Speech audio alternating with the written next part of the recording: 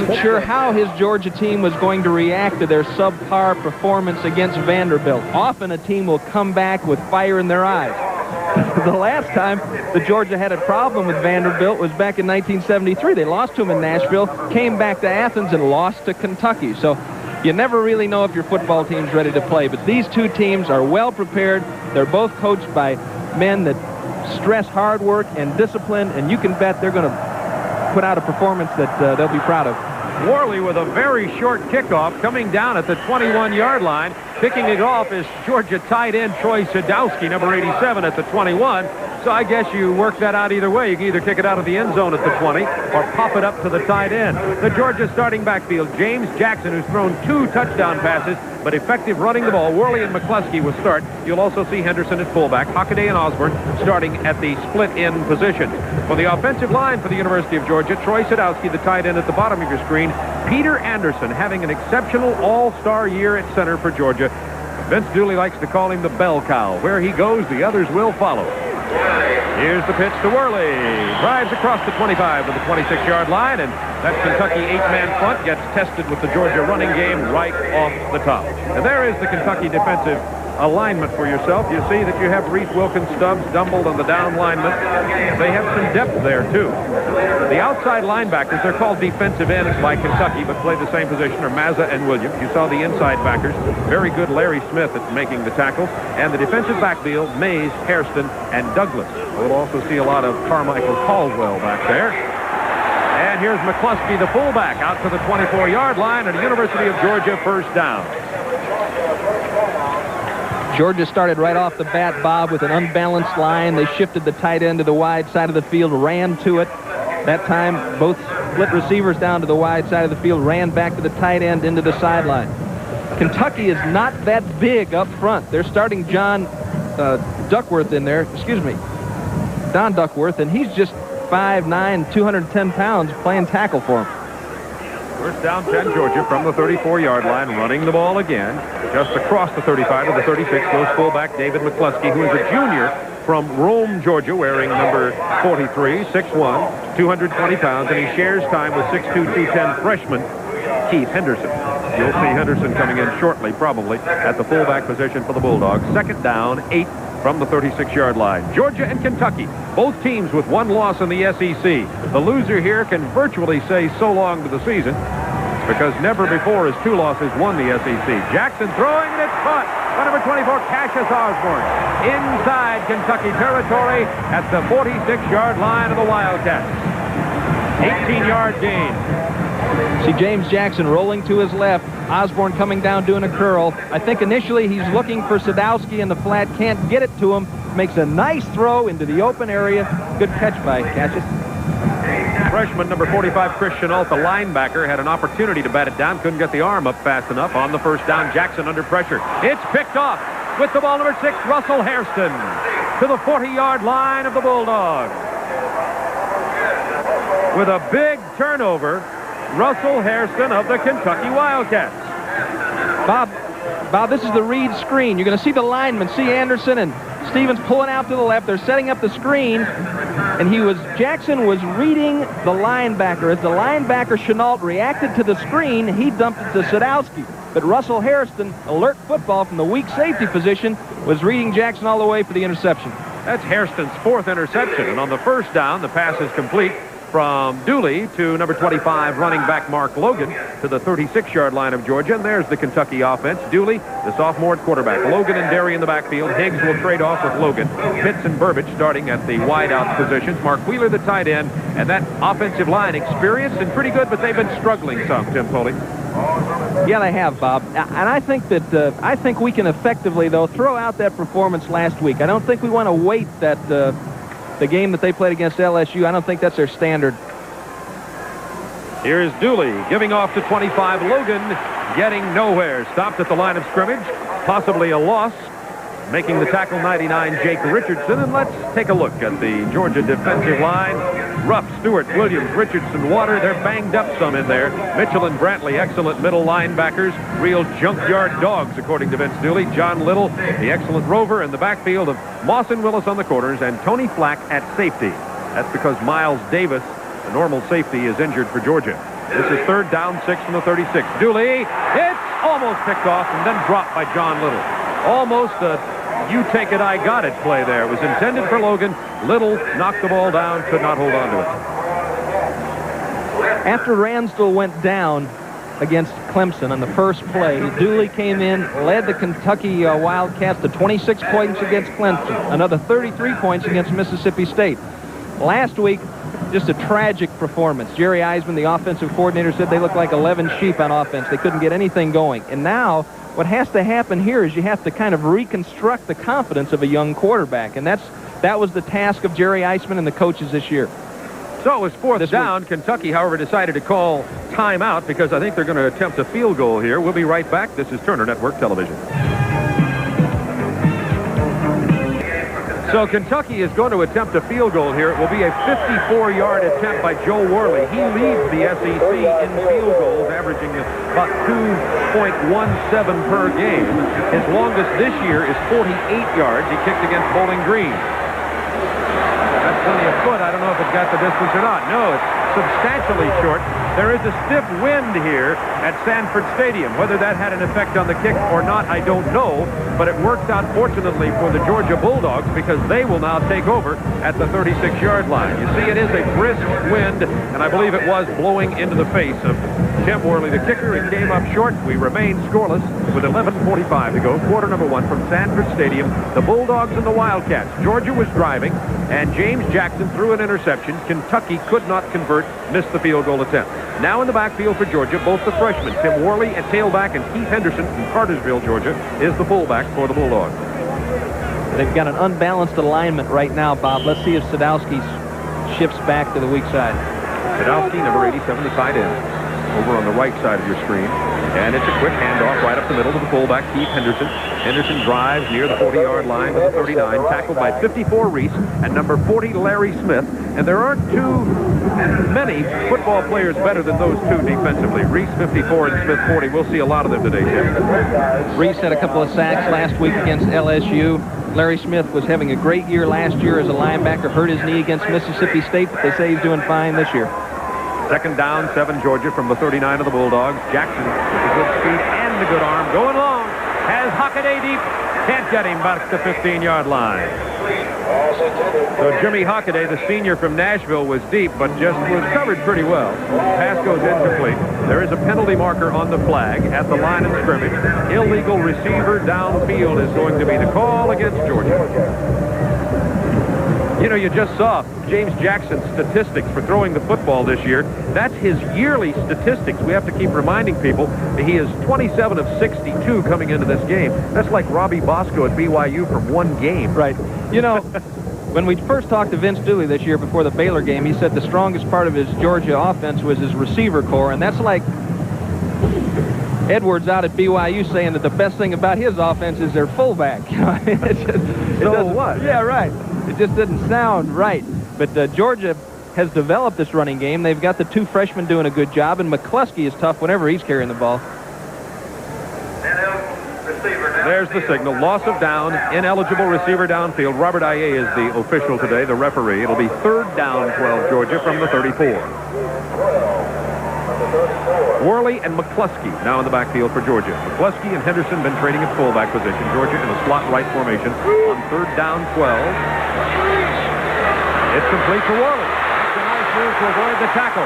First down and more to the 45-yard line, just outside the 45 of Kentucky. Chenault and Smith combining on the tackle. 20-yard pass completion, and look at the acceleration of Worley. Georgia has all three of its receivers on the right side of the field. The tackle is not eligible back to the weak side. As a result, Kentucky sucked way over to the wide side, leaving Brian Williams by himself to fight those three blockers. Couldn't get the job done. First down, Georgia. James Jackson hands off to the first man on the option. Gets it inside the 45 to the 43-yard line of Kentucky. Larry Smith, number 40, with the tackle. Georgia likes that quick opener with a fullback against this kind of front, Tim. Yes, they do. And McCluskey's going to be reading the block of the strong guard. We'll show you that as the game develops. If the guard gets his hat to the outside of that down lineman, he's going to stay with it. If he can't get his hat out there, he's going to cut it back against the grain. Second down, 6 from the 43. In motion, Cassius Osborne, number 24. Hand off to the tailback, Warlick. And there's that wide tackle 6. They penetrate a little bit, but mainly they just stretch it out. And Brian Williams gets the tackle. The defensive right end, he's only 5'10", 210 pounds. That man there, 38, is a real load. But watch this Kentucky defensive unit at work. See that wide tackle 6 working. Taking the men on, you see Strozier fighting there with number 99. Smith fills the hole, drives the back to the outside, no gain. 3rd down 5, splitting out to the top of your screen and out of your pictures, Jimmy Hockaday. Jackson wants to throw it if he can, has the time. He was looking for Osborne, incomplete. Down around the 30-yard line, and it will be 4th down for Georgia. Line of scrimmage is about the 40-yard line, and Georgia will punt the football. And in will come freshman punter Chris Carpenter, who frankly has struggled for Georgia this year. He's not having the kind of year that most folks thought he would, but remember, he is a young man, an outstanding athlete, an exceptional pitcher also on the Georgia baseball team. So Chris Carpenter, and there is Brian Williams, who I think is the only defensive end who returns punts. That's correct, and it is kind of unusual that you'll see John Little back there in that situation for Georgia sometime, and in their scheme could be called a defensive end too. Carpenter will bring rain with that one. Great hang time. Going to come down inside the 15 and stopped by Georgia at the 16. Little and Williams, by the way, are 1 and 2 in the conference in returning punts, but Williams gets no opportunity on good hang time from freshman Chris Carpenter. We'll be back to Sanford Stadium right after this. When you deserve the best, yeah. Standing out, apart from all the rest, yeah. Of all the discerning people who buy Buicks more by century than any other. Kentucky beat Georgia was in 1977 here in Athens, and it was really a clobbering 33-0. And the big key in that game was Prince Charles of Great Britain was here to watch the game. Derek Ramsey led the trouncing the Bulldogs by Kentucky. That pass incomplete, intended for Eric Pitts. I choose to believe that Kevin Dooley threw that one away. A good job of coverage by the Georgia secondary. They were ready for that play-action pass, and there was no room to stick it in there. Dooley came into the game 41 out of 80. 3 interceptions, 2 touchdowns. Thus far today, 1 out of 3 for only 4 yards. Now, 22 Higgs, the tailback for Kentucky. 44 Deary is the fullback. Play fake by Dooley. It's batted in the air, and running to try to get it was Bill Mitchell, 56, the linebacker, but it was tipped by 57 Kenny Sims. 6'3", 265. Talking to Bill Lewis, the defensive coordinator for Georgia, as you watch this kind of a counter-action play pass. He's trying to get the ball to Derry in the flat. Bill Lewis said that he's charted Kentucky's offense with Ransdell and without Ransdell. Pretty much the same percentages hold true regardless of the quarterback, and it even goes beyond this year. The percentages hold true to their scouting report last year. 3rd down 10 from the 16-yard line. Not much on that one either. Out to the 17-yard line goes number 22, Mark Higgs, the sophomore from Owensboro, Kentucky. And Kentucky's going to have to punt the ball. We'll have to turn it over again. They attempted a 54-yard field goal last time. You can see Kentucky not getting much yardage. That's what happened in that LSU game last week, but it took LSU to the final minute of the game to get the ball into the actual end zone. Here is Jay Tesser, who's a freshman punter, punting into the wind. It's going to hold up. Georgia's, it gets a good Kentucky bounce inside the 40 to the 37-yard line. So a good Kentucky bounce for freshman Jay Tesser, who gets more out of it than he had thought against the wind. 46-yard punt, and there the Bulldogs will take over again with 8:31 to go. Quarter number 1. Apologize for those, and we'll clear them up as rapidly as possible. In the meantime, Tim, you can just talk louder, right? No problem. If I mispronounce anything, it's because of the microphone. That's right. Lars Tate, number 32, and number 30, Keith Henderson in the backfield for Georgia. Jackson on the keeper. About 5 yards, make it about 4 across the 40 to the 42, tackled by 40 Larry Smith.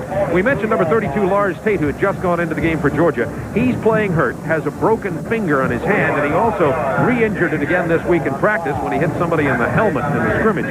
So how effective Tate can be out of the fullback position remains to be seen, but Vince Dooley has his fingers crossed. Vince Dooley gave a little talk last night at the 1975 Georgia Cotton Bowl team reunion. James Jackson on 2nd down 6 from the 42. Pitches to Tate. Tate across the 45 to the 47, about a yard short of the first down. Tipped up by the inside linebacker, freshman number 45, Chris Chenault from Lexington. One thing Georgia's been doing all year long, Bob, is rotating these backs. They had about 6 of them that they were working with, and because of some injuries, they were limited into the amount of backs they could use last week. And you see Chris Chenault on the ground there. Looks like he banged his arm up on that play. I think maybe his right arm. There have Jeff Kramer and Don Urano are the backup linebackers there, and you don't lose a whole lot with those two, Tim, if they do have to come in for the freshmen. As a matter of fact, I think this was Chenault's first start. He'd been playing real well, been playing every week, and the first start this week. And Jeff Kramer is going to come in. There you are when he gets hurt. You see him pop that arm there against those. Might have been his own player. That's right, and he might have pinched the nerve in his neck. Looked like his neck got driven over a little bit. Well, we hope that young man's okay. Doesn't look to be too serious. It'll be third down, about 1 from the 47-yard line of Georgia. Scoreless game, 7:30 to go. Quarter number 1 from Sanford Stadium. Worley, McCluskey, Henderson all in the backfield. Here's Jackson. Blinding speed to the 37-yard line. First down, Bulldogs. Carmichael Caldwell, number 11 with the stop, and that's what Jackson brings to the game. Short yardage play. Of course, the defense attacking the spot. Worley does a nice job faking, and here comes Jackson out all by himself. Kind of left Steve Mazza out there on an island because he had to protect against the pitch and also try to get to Jackson. Jackson had rushed for 229 yards coming into this game. Got 18 on that one, has 21 on the day now on the first down, Georgia. Here's Lars Tate inside the 35 to the 33-yard line of Kentucky. Steve Mazza, 38, the defensive end with the stop. First down is always an important down, Bob, but I think it's probably more important for Georgia than most football teams. Vanderbilt, if it's 3rd and 10 and you're Vanderbilt, something that you're used to seeing, it doesn't shake you up. Georgia wants to stay out of those must-pass situations, and when they get in them, they have a problem. It is second down, 6 from the 33. And the quick opener gets the first down for Georgia. That's Keith Henderson, the freshman. Georgia 6th in the nation in running the football against this wide tackle 6 defense of Kentucky. They are 4th in the nation in stopping it. One reason is number 6, Russell Hairston. And Russell Hairston's been playing fine football. He's recovered 3 fumbles, intercepted 3 passes, been in on a lot of tackles, plays a lot closer to the line of scrimmage than most weak safeties. Has an interception in this game. And Georgia, with some confusion on the line, looked like somebody on the left side, maybe Ronnie Smith, the tight end, moved, and the penalty marker is down, illegal procedure, and it'll be a 5-yard penalty. Ronnie Smith, number 88, the man who moved. And Dooley grabs a blade of grass. It's about the time you're looking around. If you're a head coach, you're looking for somebody to punch. You got a good drive going and a senseless little pop like that. Now it's 1st and 15, and we talked about trying to stay out of passing situations. Well, this is one. This is the 6th play of this drive. The first 5 have all been on the ground. This one's going to stay on the ground, too. Jackson gets back to 5 and about 5 more down near the 20-yard line. Carmichael Caldwell with the stop. And Georgia's leading rusher, once again, is going to be James Jackson. He has 29 and 3 carries so far. Seemed to be a little confusion on the Kentucky defense about who's got containment. That time there was no one there. There was no one to option. Jackson came open around the end clean, and he had the trail back was still there. Second down, 6 for James Jackson and the Bulldogs. In motion is Freddie Lane. Hand off to the fullback. That's Keith Henderson. To the 5-yard line. First down, Georgia. Caldwell with the stop again. And the Bulldogs have kept it on the ground this entire drive effectively against Kentucky. You see more and more of that. And look at this quickness by the freshman fullback. He looks for that lane back to the weak side, makes a nice cut there, and almost loses Carmichael Caldwell. Showing good quickness for a big man. 16 yards on that ramble. Georgia with their power offense now. McCluskey, Henderson, and Tate in the backfield. First and goal from the 5. Jackson. Touchdown, Bulldogs.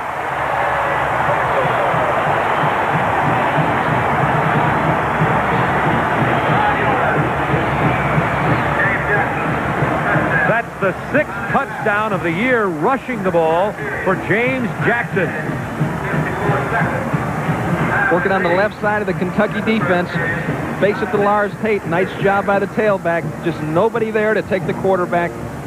Touchdown. Good job of Jackson sticking it in there. Here's Crumley for the point after. And, Tim, they kept it on the ground all the way on that drive. Mainly James just kept calling his number. Right. Point after by Crumley is good. And with 5 minutes, 6 seconds remaining in quarter number 1 from Sanford Stadium in Athens, Georgia. Bulldogs 7, Wildcats of Kentucky nothing. A great block by Strozier and Sadowski. Good fake by the tailback. Wilkins trying to fight to get there. Sadowski drove off the containment, allowing Jackson to fight his way for 6. He lost his helmet, as you saw there, and banged up his right ear a little bit, but James Jackson seems to be okay on the sideline. I don't think there was an injury. It's Burbage and Logan back deep to receive for Kentucky. Logan 25, Burbage number 4. There's Logan deep in his end zone, and Burbage says, no way this time, and Kentucky will bring it out for a touchback to the 20-yard line. There's a scoring play, 62 yards, all on the ground in 8 plays, 3 minutes, 29 seconds. All on the ground. Georgia fans are used to seeing that. That'd be a good show. How about that could be a good title for the Georgia highlights. All on the ground. I understand here at Sanford Stadium that the male in the date gets a kiss for every point the Bulldogs score. So it can be an exciting afternoon or sometimes a little boring. Here's Deary, the fullback. First down, Kentucky. Out to the 34-yard line comes Chris Deary. Tony Flack with a tackle. Deary is tied for the lead in receptions with Kentucky. They like to throw the ball to him. He's the kind of player you love to have on your football team. Unselfish. They don't give him the ball much. But they've discovered him as a receiver about midway through last year. And I believe this is his 16th catch. Deary, the fullback. Good blocker, too. They pitch to 25. Mark Logan needs a block. Gets a little bit, about 5 yards out near the 40-yard line. Michael Willis, number 16 of Georgia, with the tackle. Mark Logan is the junior in what they call the Marks Brothers backfield, and he swaps off with 22 Higgs, who's coming into the game right now. Ken Petroviak, Kentucky's fine center, is down on the field out there at about the 37-yard line. They're walking him around a little bit. Another Kentucky player is down also. Petroviak, you see walking. Back up to Petroviak is number 57, Dermonti Dawson. Let's see who that is that's down. That is number 4, Cornell Burbage. Burbage is the other man who's tied for the lead in receptions for Kentucky. They can ill afford to lose him if they go to the air. And he's somewhat of an atypical receiver. He gets his nose dirty. He gets in there and starts knocking people around on running plays. Got a lot of courage, good leadership ability. And they do need to have people like him on the field, especially in the absence of Ransdell. We mentioned Bill Ramsdell, Kentucky's starting quarterback, the junior, who's really the leader of the team, was injured against Clemson. He has made this trip. He had a collapsed lung and broken ribs, slightly cracked ribs. He is here. We doubt that he'll see action in the game. Second down for Kentucky from the 40-yard line. Number 19 is Cisco Bryant in motion. Here's Higgs. Not much this time. Higgs only 5'7", 190. And he was stacked up there by big 6'1", 220 Steve Boswell, number 44 for the Bulldogs. One of the junkyard dog linebackers, Steve Boswell. See 56 Billy Mitchell, 44 Steve Boswell's in there for Brantley right now. Just sits in the hole and takes on the running back. He's just those three guys, Brantley, Boswell, and Mitchell, really at the heart of this Georgia defense. Third down 3, Kentucky from the 41-yard line of the Wildcats. Dooley to throw. Some pressure. Gets a good block. Runs for the first down. Out to the 46-yard line goes sophomore Kevin Dooley, who rarely runs the football. Dooley had only 15 yards coming into this game. There's Ransdell, who has the collapsed lung, and you see that outfit, and he's trying to lead from the sideline. But he's kind of a John Wayne type of fella. If things aren't going right in the football game, Ransdell will grab a hold of a lineman and slap him upside the head and say, let's get going. He's that kind of fella. Dooley's a little bit more quiet and tries to lead through his performance. I like to say he's a defensive back type of quarterback, meaning I'm complimenting him. On the first down, Higgs nowhere, maybe a loss of a yard, hit by 99, 260 pounds worth of Jake Richardson. And as we said, Dooley played well against Clemson and well against Mississippi State. But he took a shot in the Clemson game.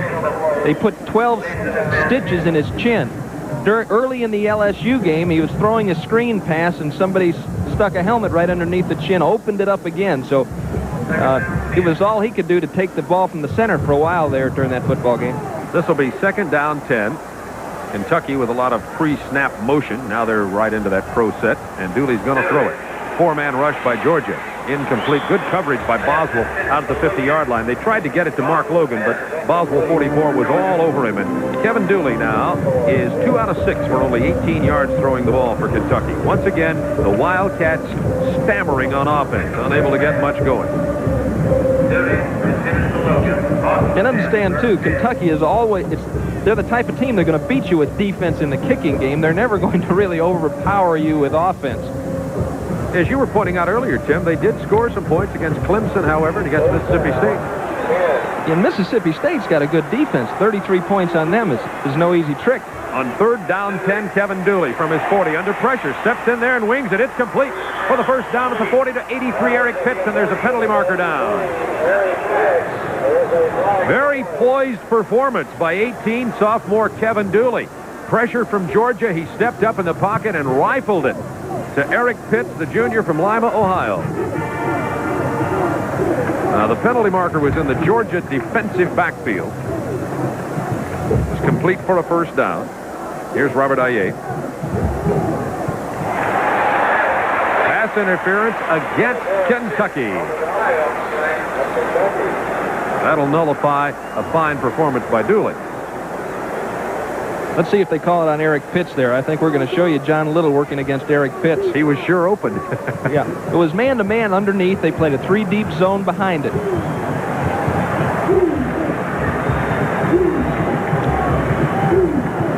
Doesn't look like it. Well, Pitts worked his way clear underneath Little. The idea there is stay on that inside hip. Pitts worked inside of him, and a nice throw by Dooley. And so the guilty party will go unreprimanded, at least on national TV. How about? Our producer, Skip Ellison, said he thought he heard them say illegal man downfield. The indication was pass interference, but we'll check on what that penalty was. At any rate, Kentucky has to punt. Comes to John Little, who fair catches it at his own 32-yard line. With 2:19 to go in quarter number 1, Georgia leads in the game 7-0. Kentucky, it was, in fact, pass interference. Kentucky punted the football. Georgia has it on the fair catch from Little, 1st and 10 at their own 32. James Jackson tucks it in. Got a wall over here. He has the first down, and that's about all. He got out of bounds with the ball in his life at the 44-yard line as David Johnson was coming at him full speed ahead. But James Jackson is giving Kentucky all kinds of headaches today. Whenever you have a quarterback with his ability, Bob, it just gives you a real containment problem. The headache for the people in the secondary trying to stay with the receivers as Jackson buys more time. It's also a problem for the linebackers. They don't know where they get depth or to sit on the quarterback. First down 10 from the 44-yard line, Georgia. Hand off to the tailback. And Tim Worley fumbles the ball, and it is Kentucky ball at the 46-yard line. Number 37, Barry Alexander, with a big play for the Wildcats. And now Georgia has turned the ball over to Kentucky twice. Watch this again. Here's freshman Tim Worley, the tailback. Stevens and Strozier working, and the ball just pops out. Jerry Reese seemed to have knocked it out. Got another angle here. Yep, Reese got it coming from the right side. So a good break for the Wildcats, trailing Georgia 7-0 with 1:59 to go, quarter number 1. First down 10 at the Georgia 47-yard line. Dooley, time to throw. Couldn't decide whether to go to 80, Mark Wheeler, or number 4, Cornell Burbage. Threw it in between both of them and incomplete. It'll be second down 10, and Kevin Dooley is 2 out of 8 for 18 yards. Kentucky continues to struggle offensively, even though they've had a couple of good breaks on turnovers right out here at midfield. Well, as always, Georgia is well prepared on defense, and once again, Kentucky tried to get him with a little play action. Jerry Eisman trying to get Kentucky's defense on a blitz. Didn't work that time. Second down 10 from the 47. Dooley overthrows his fullback, Chris Derry. Derry stumbled a bit, but I think the ball was overthrown anyway. So Dooley really struggling here. 2 out of 9 now. This will bring up 3rd and long, 3rd down 10, and the Bulldogs sure like to send the kitchen sink on these kind of situations. They do, don't they? I was watching the film last week, spending some time in Joe Tereshinski's office, one of the Georgia coaches, watching the film of the Georgia-Vanderbilt game last year. They blitzed 9 out of the last 10 plays against Vanderbilt. Let's see what happens here. Not blitzing. 4-man rush. Dooley under pressure. Incomplete. In and out of the hands of Tim Jones. He was open for what would have been a big first down and simply did not catch the ball. Not Dooley's fault on that one for sure. It looked like Henry Williams breaks clean right up the middle. You see Harris working. Here comes Williams right up the gut. Dooley sees it. He lets this one go. Ducks. Jones goes up in the middle and just can't hold it.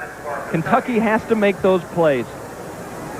Freshman Jay Tesser to punt. Take the snap at his own 40. Little is back, the #1 punt returner in the league.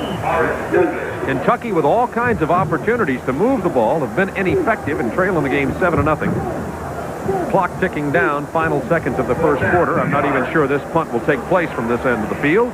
2-1, down to double zeros. Now his punter is going to be standing in his own end zone and punting it into the wind. See that big disparity in rushing yardage of these two teams. It's a brisk wind here today also, blowing right in the face of Chris Carpenter. Freshman gets off a fair punt, certainly not a good one. It's going to remain inside Georgia territory, goes out of bounds at the 47-yard line. Excellent point on that one. And, you know, we talk about the center for Georgia, Peter Anderson. He not only is a fine center, he's a great running back, a great scorer. He leads Georgia centers in scoring. As a matter of fact, he scored against Clemson. We asked him about it when he fell on a fumble in the end zone. Well, during that play, we were just running our basic fullback dive, which has been a very successful play for us all year.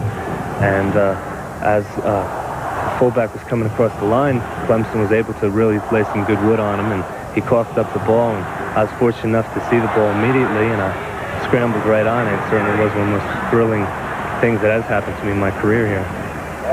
And that play goes for almost no yardage. Stopped maybe about a yard short. Calvin Russ making the tackle of Chris Derry, the receiver. Peter Anderson's quite a kid.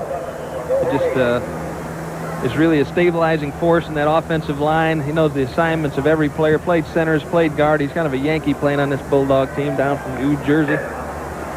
It'll be 2nd down, 11 from the 48-yard line. Kentucky trailing Georgia 7-0. In motion is #4, Burbage. Dooley rolling. Plenty of time to throw this time. And it's complete. 7 or 8 yards. And then out of bounds at the 39 goes Mark Logan. Gary Moss chasing Logan out of bounds. Some of the coaches instructing Dooley from the sideline to get up there and threaten that corner. Turn it upfield. Approach that line of scrimmage. What happens then is the linebackers start becoming concerned about the quarterback running the football. They'll leave the man they're covering and open the man up downfield. It'll be 3rd down 2, Kentucky from the 39 of Georgia. 14:04 to go, quarter number 2. In motion comes Burbage. Hand off Logan, driving to the 35-yard line. And that's the deepest penetration of the ball game for the University of Kentucky. Good job by Bozick and Myers. Troviak's back in the game. Kentucky's got a good offensive line. A lot of playing experience there. Vern Johnson, Brad Myers, Troviak, Rick Wine, and Ritchie. 1st and 10 from the 35 of the Bulldogs. Here's Mark Higgs, hit in the backfield and hauled down. Excellent defensive play at the 37-yard line by number 59, Greg Muddy Waters, senior from Swainsboro. Waters has had a fine year this year, 7 sacks. Georgia's best pass rusher from that outside position. That was a little bit of a... we won't tell him, Muddy. We'll file that one. Little face mask there. Didn't last long. We won't tell. It's not our job to blow the whistle. 2nd down 11 from the 36. Cisco Bryant in motion for the Wildcats. Boom. Hit in the backfield again, but he broke the tackle. Here goes Higgs. Big trouble. As a matter of fact, they've blown this one dead. They may have said he was in the grass long enough for the whistle. That was Waters again, who hit him in the backfield. An interesting play. They may have said that Waters simply held on long enough for the play to have been over. Now it's going to be 3rd down 15, Kentucky. And this Wildcat offense just can't get anything. Logan's rushed for 10 yards. Higgs -3. Dooley 4. And, folks, that's it offensively for Kentucky trying to run the football.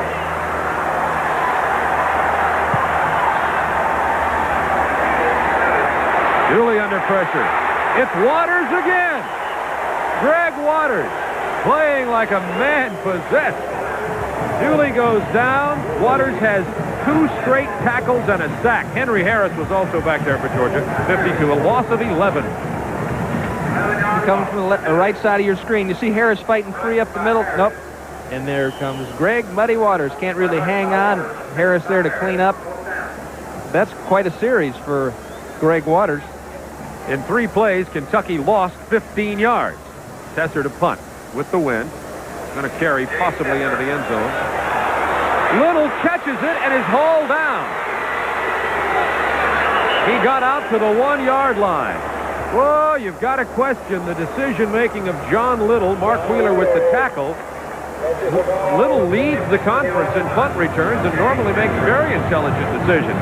Tim Foley's a former punt. Well, Tim Foley, here's John Little, leads the league in punt returns, but I question this decision. So does John Little, I'm sure. Right about then he's saying, what'd I do that for? I can tell you what happened, though. The last 2 punts hit the ground. A major offense against a punt returner, especially a guy like John Little that's such a heady player, doesn't want the ball hitting the ground, so he made a decision there that this one isn't going to hit the ground, forgot where he was, and put Georgia in a hole. From the 1-yard line, Bulldog. Hand off to the fullback, not much, about 3 yards, goes number 43, David McCluskey. He was tackled by 40, Larry Smith. As a matter of fact, the last time Tesser punted, Georgia started at their 4-yard line simply because the ball did drop dead inside the 5, and now Georgia has started at the 1. The field position has been tremendously in favor of Kentucky, but Georgia leads. Virginia leading Wake Forest, that's the second quarter score. Syracuse over Temple in the first period by 3.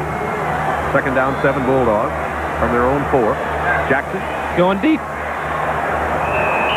And he was looking for Freddie Lane, a speed merchant, but very good deep play by David Johnson back there on the right corner position.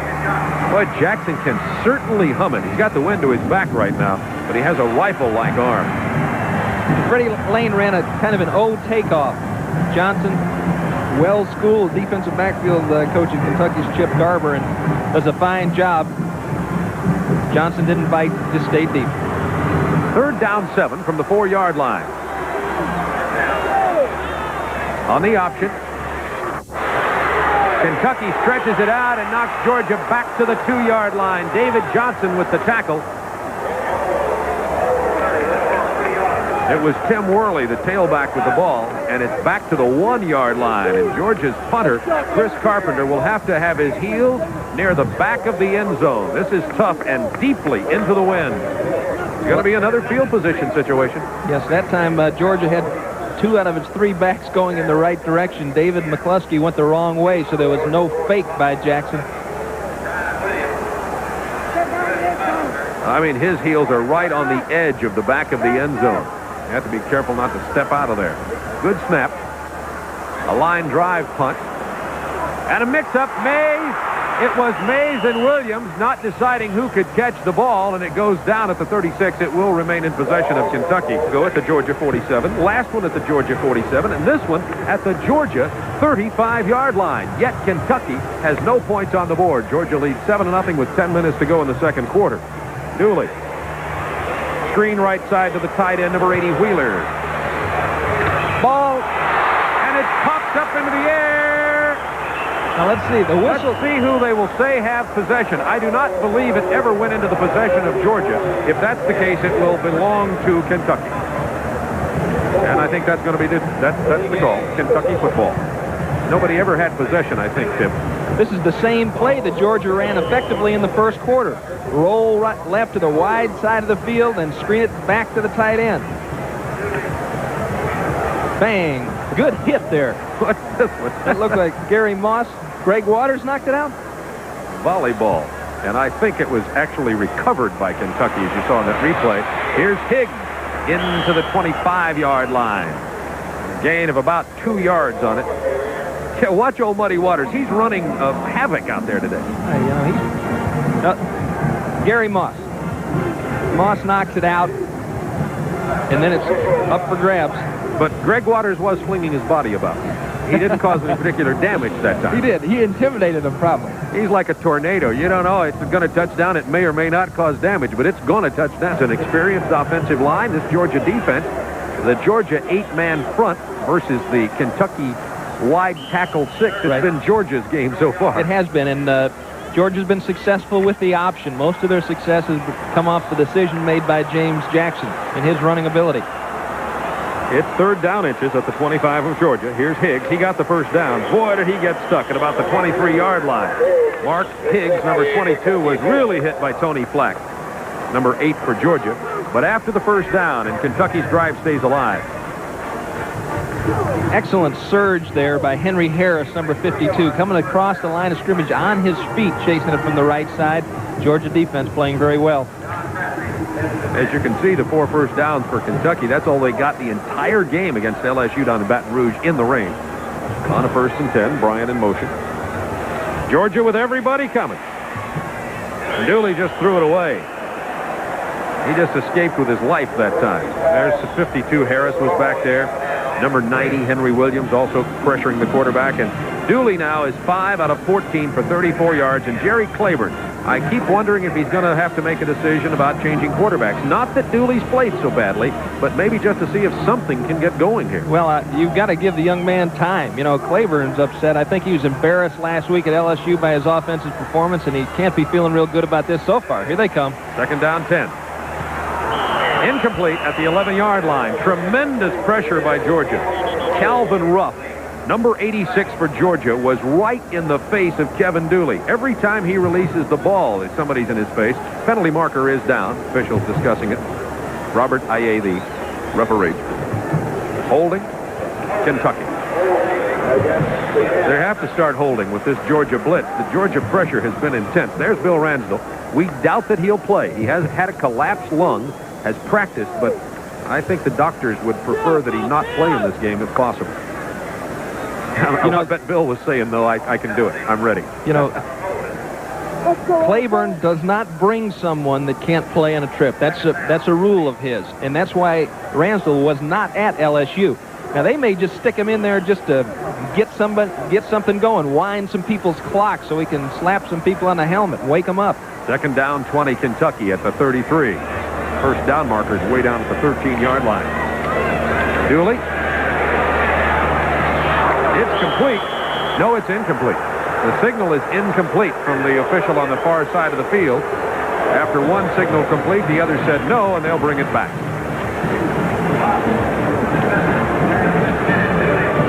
This time they give Dooley some time to throw the ball. You see Myers 71 working, Vern Johnson 76. Stephen Boswell was there a little bit too soon. He was not late to the ball. No, he was not late. He was using Logan there as a ladder. It'll be 3rd down, 20, Kentucky from the 33. As a matter of fact, this might be the first time I've seen pass interference in 4 years. That's right, and it wasn't called. Unbelievable. That'll be a Foley Memorial call there. Here's Dooley on 3rd down and long. Has a man open. It is Logan. Logan drives to the 21. Remember, he had to go to the 13 for the first down. He's back near the original line of scrimmage. John Little with the tackle, and we'll probably see Tim Worley, or Joe Worley, excuse me, come in here for the field goal attempt for the University of Kentucky. He attempted a long one, excuse me, Tim, earlier that was stopped by the wind, but this one, which will be a 39-yarder, has the wind at his back. Right. He had a good foot into the last one. He leads the league in field goals and is an excellent kicker. It was 13 out of 16. He's now 13 out of 17 as the attempt system. It's wide to the right side. So the leading field goal kicker in the league, Joe Worley, is 0 for 2 today, and Georgia continues to lead in this game 7-0 with 8:11 remaining in the second quarter. This is Super Football Saturday on Turner Network Television. Best foot kicking, but he had a tough time last week against LSU and is 0 for 2 today, Tim. Yeah. confidence is a very fragile thing. All you need is a little bit of failure to get in there to ruin your attitude and your imagery sometimes. So you've got to, every time you kick the football, see, I practice this on a golf course, and it never works. You're supposed to envision the shot. But he's been fairly successful, and you've got to see that ball going through there. And once you have a couple misses, now you have to deal with that negative attitude. And as a coach, what you try to do is help them to forget anything bad and just don't ever yell or scream at a kicker. That was Henderson for 5. Now it's second down 5 Bulldogs. And a penalty marker down to the 25-second club. Illegal procedures for Georgia after they had been set. And so it'll be a 5-yard mark-off against the Bulldogs as we take a look at some college football scores from action around the country this afternoon. Kansas leading Oklahoma State 7-0. Florida over Virginia Tech. Neil Anderson threw a touchdown pass to Frankie Neal in that game for Florida. Virginia leading Wake Forest 13-0. That's the second quarter score. George Welch's name being bandied about as a possible Notre Dame coaching candidate should they make a change up there. But Virginia doesn't want that to happen. He's done a great job there. Here's Jackson. He has a man wide open. Diving attempt is incomplete. Number 30 fullback Keith Henderson. That's the fullback, and he was running with the speed of a wide receiver. Step for step with the cornerbacks there, but it went incomplete. Tried to roll Jackson to the wide side of the field and hit Henderson kind of on a flat takeoff up the sideline. Nice job by Barry Alexander running with the fullback. Third down 10. Georgia stopping themselves with the procedure penalty. 3rd and 10 now from their own 22-yard line. McCluskey 43 and Worley 38 in backfield for Georgia. And off to McCluskey. He got some of it back, but not enough. Out near the 30-yard line, and Georgia's going to have to punt the ball away again. And in comes Chris Carpenter. Wind at his back. Georgia leading 7-0. 7 minutes remaining in the first half from Sanford Stadium in Athens, Georgia. Bob Neal and Tim Foley with you. Hoping you're enjoying our Southeastern Conference game of the week. There's Brian Williams. Averages 8.5 yards per punt return. Carpenter got off a very poor punt into the wind at the opening of this quarter. And he got this one up high. Fair catch at the 29-yard line. And with a win in any situation, mascot Uga the Fourth, he is a redshirt senior mascot and has had quite a successful career of the 80s. First down 10, Wildcats from the 29. And off to the tailback Logan, and he just runs into a stone wall. This Georgia defensive front, the linebackers and the down linemen are playing well. That was defensive end Calvin Ruff, 86, with a stop that time. These Kentucky running backs are taking real punishment at the point of contact. And the Kentucky, I'm sure that Farrell Sheridan, Kentucky offensive line coach, is a little bit concerned about the performance of his players right now. They're just not getting any zip off the ball. They're not moving Georgia out of there. I'll bet Logan and Higgs are concerned too. Kevin Dooley, man wide open, first down out at the 40-yard line, and across the 40 is Cornell Burbage. Gary Moss with the tackle. So finally a quarterback gets uncranked. I want to take just a second, Tim, and I know you joined me in this, to wish our very best to one of the finest quarterbacks in the country, Tony Robinson, who played in our telecast game last week with Tennessee and Alabama. He's injured. He had serious knee surgery, is out for the rest of the year. He's a wonderful young man, and we just want to, on behalf of PBS Sports, wish him the best. Amen. Great player. Had a lot of fun watching him. First down 10, Kentucky from the 41. Draw. Here's Higgs. Great acceleration, but Georgia reacting beautifully to the ball today. Gain of about 4. Calvin Ruff with his second consecutive tackles. Junior from Eatonton, Georgia. The lineman set, trying to slow down that Georgia rush a little bit. The way you do it with screens, draws, you may look for a reverse before the game's over, but you have to do something to slow down that charge that's coming across the line. Second down 7, Kentucky from the 44-yard line of the Wildcats, trailing Georgia 7-0. 5 minutes to go in the first half. Dooley, some time this time, across the middle, complete to Burbage for the first down. The ball is raked out, but the official says the whistle had sounded at the 41-yard line, 42-yard line of Georgia. Crowd doesn't like it here. Gary Moss with the stop, but I think that was a good call. It seemed as though he was down. Let's see it again. Here comes the dog. You see 42 Brantley coming John Little is coming from the left side. This time the Kentucky line does a good job of protection. Nice coverage by Gary Moss. He's there. Burbage makes the catch. He's down. Now the ball is coming out. Excellent call by the officials on the first down. Higgs. Wham! Down he goes inside the 40 to about 39. Gain of 3. That was 59. Greg Waters. And Swainsboro can be proud of their native son, Greg. He has been a real tornado out here today. He's playing a little bit like a fellow we liked so much with Kentucky last year, Cam Jacobs, a wreck looking for a place to happen. That's right. And Kentucky saw some of that last week with Brooks at LSU. They just couldn't get him blocked. Greg's at pro size, 6'3", 235. Kevin Dooley under pressure from guess who? 59, Greg Waters, his second sack. We're going to get this. Excuse me. We're going to get to see this again. Waters just having a fantastic game. Look at him. He's looking in at the football. As soon as the ball moves, bang, now he's off. And he's already around. Dooley needs to, of course, that's kind of a dangerous thing to say. At that particular angle, he wanted to step up into the pocket a little bit more. As he drifted back, he didn't really help out Johnson much, who was trying to keep Waters off him. 10-yard loss. 3rd and 18 from the 50. Kentucky really struggling here today. They have negative yardage now. Negative rushing yardage. Dooley goes down again. It's number 59 again. The 3rd sack for Greg Muddy Waters. Oh, my. Oh, make me a star. This guy's going to go to Hollywood. Our producer, Skip Ellison, and director, Ken Fouts, are all over him. Watch this. Johnson just never gets off the ball. Did you see him rock back? He just never had his footing. Lost his balance on the initial hit. Waters threw him to the ground, and touchdown. They're just backing up and backing up. And the punt goes down, gets a Kentucky bounce. They're going to spot it down at just outside the 25-yard line.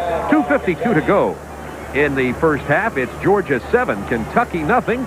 Greg Waters says, thanks for joining my show today. This is Turner Network Television. Lower left-hand side of your screen, you see the time remaining in the first half with Georgia holding on to a 7-0 lead. Kentucky has had excellent field position all day long, but just hasn't been able to do anything with the ball. LSU shutting out Kentucky last week 10-0, 18th ranked, will be playing the Ole Miss Rebels at Jackson, Mississippi.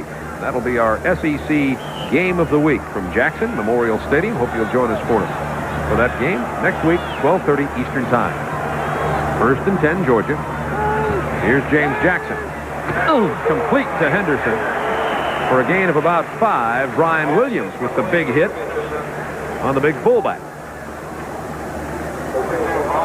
Jerry Claiborne looks on. National Coach of the Year, 1974. The Maryland Terrapins. Longtime Bear Bryant aide. Successful head coach in this league for a long time. Look at that. -9 yards rushing for Kentucky. Georgia now going up over 130 yards as they get out near the 40-yard line. Mazza and Don Urano combining on the stop. Tim Worley. Worley, the freshman from Lumberton, North Carolina, and he has 14 yards rushing on the afternoon. He and Keith Henderson are the backs of the future for Georgia, already playing, as a matter of fact. 1st and 10 from the 40. Hand off to Keith Henderson. Oh, my, the speed for that fullback to the 30-yard line of Kentucky. Reminds you a little bit of Pulpwood Smith, last year's fullback for Georgia, who could pop it so fast. 30-yard gain. You see Anderson, 64, 68, Kim Stevens, Strozier. Kind of negates John Dunball, tries to reach inside, can't make the play, and then it's Henderson taking it down the field, legging it out. Caldwell tries to buy time. We see it again. Urano gets he gets stuck inside, kind of takes that play on with the wrong shoulder. Henderson this time about 3 over to the left side of the 27-yard line. Clock down to 1:50 remaining in the first half, and Henderson now with 64 yards in 6 carries, make that 66 in 7 carries. McCluskey goes in to give Henderson a little bit of a rest. Burroughs, Perry, Anderson, Stevens, Strozier doing a fine job along the Georgia offensive fronts. When these two teams meet, the game will be decided by the lines. On 2nd down 8, Jackson. Cuts it, 25, 20. Gets the first down. To the 18-yard line, Tony Mays gets credit for the tackle. And James Jackson racking up the yardage now. He has 58 yards on the day. Georgia calls timeout with 1:19 to go in the first half, and they spot the ball right at the 18-yard line. James Jackson is only 3 out of 8 passing the ball for 43 yards and has thrown an interception, but look at those rushing stats. We're very proud at Turner Broadcasting System to be presenting next summer. He was president. And that's probably the most prestigious position in college coaching, I'd say. 2 fine men developing 2 great programs. 1st and 10 from the 18 of Kentucky. Georgia leads 7-0. Jackson under pressure this time. Can he get away? Look at him run. But he's still going to lose yardage. Excellent pressure by the Wildcats that time. 38 Mazza and 96 Dumbold were the men applying the pressure to Jackson. He lost less than he might have in some other circumstance, but he lost nevertheless. As you watch Smith drifting out in coverage, Larry Smith, Steve Mazza fighting upfield, saying, come on back here, James. And Jackson just displaying his speed, outruns Mazza. Stuart Stubbs gets there to drive him out of bounds. He didn't have grease on his jersey, does he? Loss of 11. 2nd down, 21, Georgia. Back at the 29-yard line. 1:10 to go in the half. Here's a reverse. Freddie Lane, been very effective this way. Kentucky stays at home. Lane breaks the tackle. He's in trouble, though. Lost a yard or so at the 30. Freddie Lane's very effective on that play, but Kentucky is 4th in the nation coming into this game, as you saw in our graphics a moment ago, stopping the run. So, you know, they're not going to give it up easily, folks. Georgia calls timeout with 52 seconds left in the half. It'll be 3rd down, 22. Bill Lewis coordinating the defense for Georgia. George Hafner on offense, and Kentucky's Terry Strock on defense, and Jerry Eisman on offense. 3rd and 22 from the 30-yard line. They're going to give it to McCluskey, gets it to the 24 and goes down, and Georgia has run 29 of 37 plays on the ground thus far today. Only 8 passes. They only wasted 8 downs then. Only completed. They wasted 5 of those. They're 3rd, 3 for 8, passing the ball for 43 yards. Well, I think they've gone back to throw. One of their more effective plays is when Kentucky covers their receivers, then Jackson hits the road. And we're going to have a field goal attempt coming up here with 19 seconds left in the half. I think Chris Carpenter's decided to call timeout on behalf of Vince Dooley, but toughness, straight ahead, grind it out type offense, and that's what they've been successful at today. There you see the straight ahead kicker's toe tied up for Steve Crumley.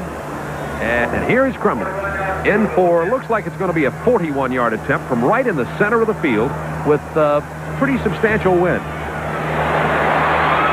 It is good. And all the timeouts and all the pressure didn't affect the freshman from Athens. And Crumley pops it between the uprights, and Georgia takes a 10-point lead with 10 seconds remaining in the half. 41-yarder by Steve Crumley. This game is very important to these two teams, as both have one loss in the SEC already. Georgia, of course, has a tie thanks to that 13-13 ball game in Nashville last week. And the standings are all knotted up. 6 teams have an opportunity to still win the SEC all the way down through Kentucky. As you see, Vanderbilt, Ole Miss, Mississippi State, and Florida ineligible for the title. And 2 losses probably won't win it. So that's why I make the comment about Vanderbilt, Mississippi State, and Ole Miss. But it's possible that for the first time in the SEC, that 2 losses could at least tie for a championship. LSU leading the way, and they've got a good-looking schedule, as does Tennessee, but Tennessee, of course, without Robinson. Alabama has yet to play Auburn, of course, in the season ender.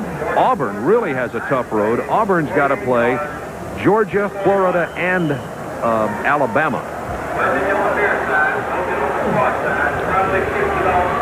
And the short kickoff is brought back to the 36, and the clock goes down to 4. 2 or 3 games, it's to see that many premier quarterbacks go down in one league is really strange.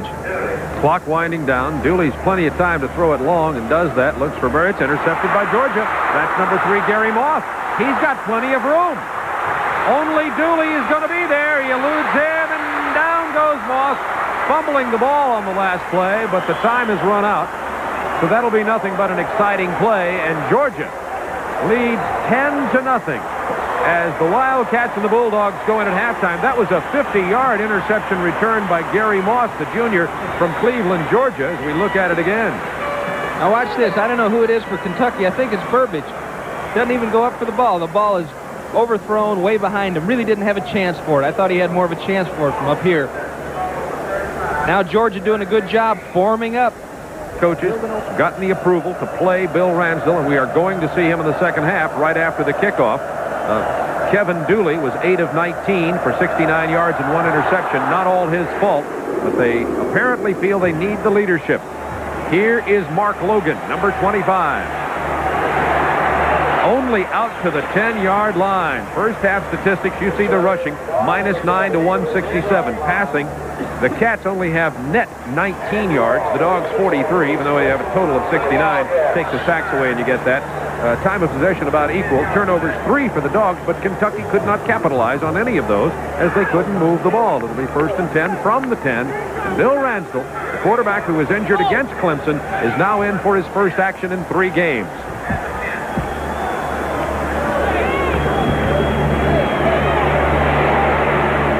And he couldn't find anybody open either. And Jerry Claiborne talked about Bill Ransdell and his possibility of playing. He'd have to get hit with a sledgehammer to get hurt because of the padding he has. We actually hit that padding with a metal hammer right over where he was hit, and it didn't even phase him. So I say that there's no way he's going to get hurt, and if he feel like he can go in there and play, well, he'll see action today more than likely. Claiborne talking about the jacket that Ransdell is wearing. Logan fumbles. It's Bulldog ball at the 13. John Little fell on it.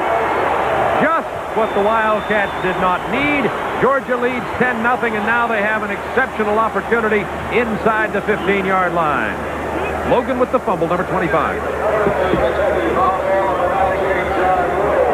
Logan jumping over, trying to make some extra yardage. Billy Mitchell puts his helmet on it. John Little there to clean up the scraps. So the Bulldogs with an excellent opportunity. 1st down 10 from the Kentucky 14-yard line. That's fullback Henderson with a couple of yards over right guard. Henderson, the leading rusher for Georgia in the first half of play with 66 yards. Second leading rusher was quarterback James Jackson, who scored the Georgia touchdown. So Kentucky with their second turnover of this ball game. Mark Logan's fumble. 2nd down 8 from the 12-yard line. Bulldogs. Cassius Osborne in motion. Hand off to Worley, the tailback, to the 10-yard line, where it will be 3rd down and about 5 for Georgia. Nice hit by Duckworth, Don Duckworth. It amazes me that he can play in there with all those big fellas, being as diminutive as he is. But he, like so many of the Kentucky players we've seen over the last several years, Bob, when you look at them, you think, uh-oh, this could be bad, and then they end up winning a football game. So. On paper, Kentucky could never have beaten Wisconsin in the Hall of Fame Bowl. No way. But did. Here they do have their backs to the wall. 3rd down 6, we're going to call it, at the 10-yard line. Bulldogs after the fumble. Henderson stopped at the line of scrimmage. Henderson gets the handoff from Jackson. The Georgia fans booing the fact that Georgia didn't do something a little more interesting here. But they are going to have to go for the field goal now. The line of scrimmage at the 10. It'll be a 27-yard attempt by Steve Crumley, who hit a 41-yarder just prior to halftime. Good defense by the Wildcats. That would have been disastrous to have Georgia come out of the box with 7 points. Well, Georgia kept it very conservative on that. They ran the fullback, then they ran the tailback, and they ran it again. Penalty marker is down. Kick is up and good, but there is a penalty marker at the line of scrimmage. Now, this could be interesting. In this situation, the flag came out early. Probably the end man on the line of scrimmage for Kentucky is offsides, I would imagine. Now, look at the marker. What do you think? Is that going to... It's offsides Kentucky, but I believe it would not be a 1st down. It might be enough for Georgia to go for it on 4th, though. Let's see what they decide. Vince Dooley has... I don't remember him taking points off the board before. Let's see what his decision is. I got to believe that they're going to take the 3 in this kind of ball game. Dooley's going to the phone. You see him swipe the phones off an assistant's head there, and he wants to find out exactly how far it is. George Hafner's upstairs, passing on the information. Just thinking about it a little bit. Carpenter signaled decline the penalty, as did Dooley. So the Bulldogs will keep the 3. Right, not necessarily in that order, right? That's right. They'll keep the 3, decline the penalty. Tremblay with a 26-yarder. How much more pressure could you have following Kevin Butler? And he's doing a good job. He struggled a little early, and Vince Dooley believes in this young man as he does his freshman punter, Chris Carpenter. Always a strong part of the Georgia football game is special teams and kicking game. Now, Kentucky ball again, 1st and 10 on the 20. They only had a couple of plays last time when Logan fumbled. Ransdell has a man deep. It's Burbage, but he doesn't hit him. Burbage had beaten the defender, Michael Willis, over there, but Ransdell couldn't get the ball to him. Ransdell, remember, had a collapsed lung, and you can see that jacket that Jerry Claiborne had talked about earlier. It's around his ribs, and obviously it constrains his motion just a bit. He's 4th in the conference in passing efficiency, by the way, before he was injured. Higgs, number 22, and Derry, number 44, in the backfield for Kentucky on 2nd down. Here's Higgs. Out to the 37-yard line. 1st down, Kentucky. Michael Willis with the tackle. And that's what Higgs can bring to the game, the 5'7", 190 running back. When you've got a defensive pass rush like Georgia's been putting on, you've got to do something to try to slow it down. Give those defensive linemen something to think about. So they come back with the draw, counter with the draw, and Higgs seems to have totally recovered from his knee surgery. Here's Ransdell. Has yet to complete a pass. Almost picked off. Number 8, Tony Flack, batted it down. Penalty marker is down on the field. It was intended for 17, Tim Jones. 13-0, Georgia leading, 12-10 to go, 3rd quarter. Illegal receiver downfield again. Robert Aye, the official with the signal. Jerry Claiborne's wondering the same thing. Just what the heck is that all about? See, what can sometimes happen on a play-action pass is a lineman will fire out, make contact, and drive his man off the ball a little bit. If that happens and he loses contact with his man, he's got to go immediately to the ground. If he just stands there, the official's going to throw a flag. 2nd down, 15 from the 32-yard line. Loss of down. Here comes Burbage in motion. Bill Ransdell, first action since he was injured against Clemson. Draw play. Higgs breaks a tackle, dives forward, gets about back to the original line of scrimmage. We're going to our studios in Atlanta for a college football update. A few moments ago, we told you that Purdue was trailing Michigan State. We now have an update. Michigan State leading 7-3 when Purdue's Jim Everett rolls right, finds Ray Wallace on a 6-yard scoring pass. Purdue on top of Michigan State at halftime, 10-7. More updates and highlights after the game. Back to Bob and Tim. Thank you, Craig. And Purdue out in front of Michigan State. Tim, you're happy about that. Tim signaled a touchdown on that play, by the way. Jerry Claiborne trying to find the missing pieces to the puzzle. On a 3rd and 10, pressure for Ransdell. Had a possibility of completing that pass, but was just a little bit behind his intended receiver, Mark Higgs. Really good pressure, though, came from 56 Bill Mitchell. And Ransdell took a real hit on that play. See if he's all right when he goes over to the sideline. Takes a real shot here. Just opened up. Somebody just blows the coverage here because they're going, when Ransdell in the game, you can bet they're going with maximum protection. And somebody just went the wrong way. 6th punt of the day for Jay Tesser. Line drive. Takes a good Kentucky bounce, so he's been getting a good bounce on the ball today. Down to the 23-yard line of Georgia. Georgia leads 13. Reason to cheer. 13-0 they lead with 11-12 to go, 3rd quarter. Bob Neal and Tim Foley with you from Sanford Stadium, Athens, Georgia. The Wildcats and the Bulldogs. James Jackson. It's picked off.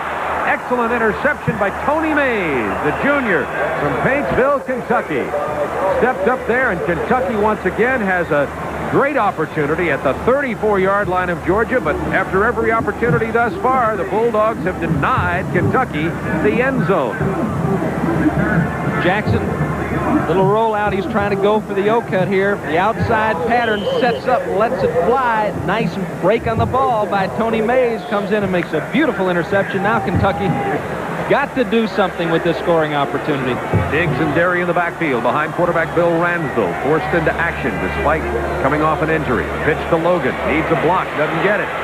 He's out there all alone, and down he goes after a gain of about a yard. Nothing but red jerseys out there for Logan on the sweep left. Brantley with the tackle for Georgia, number 42.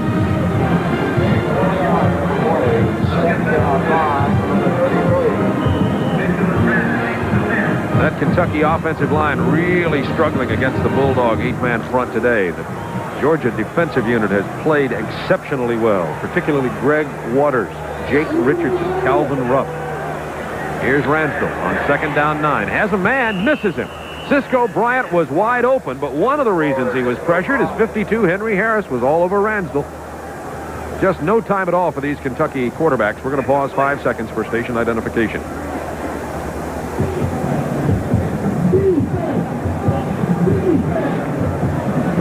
And Bill Ransdell is 0 for 5 now, Tim, coming off that injury. He's been pressured, and there are times when he's just thrown it away. This is a time when Kentucky usually comes after him. 3rd down 9, Georgia pressuring him. He gets it to Derry. Derry gets a couple of yards, but no more to the 30-yard line. And we're going to have to get a Kentucky field goal attempt here. Here comes Joe Worley, who missed earlier. Worley in somewhat of a slump. That's the wide receiver there who often holds. Number 17, Tim Jones. And there's Joe Worley, sophomore from Oakwood, Virginia. He leads the league in kicking, but as Tim was talking earlier, is in a bit of a slump. 4th down 6 from the 30. A little bit into the wind, huh? Yes, it is. Wind's brisk, as a matter of fact. Not even close. He misses about 12, 15 yards to the right. Okay. And Georgia continues to lead 13-0 with 9:41 remaining in the 3rd quarter. And Indiana leading Michigan, 4th ranked in the nation in the 2nd quarter. It is Florida over Virginia Tech at the half, 15-10 down in Gainesville. Virginia leading Wake Forest in ACC action. That's a halftime score also. Keep you updated on college scores and highlights all afternoon long here on Super Football Saturday. Here's Lars Tate. Tate across the 35 to the 36 or 7-yard line. Gain of 5 or so on the play.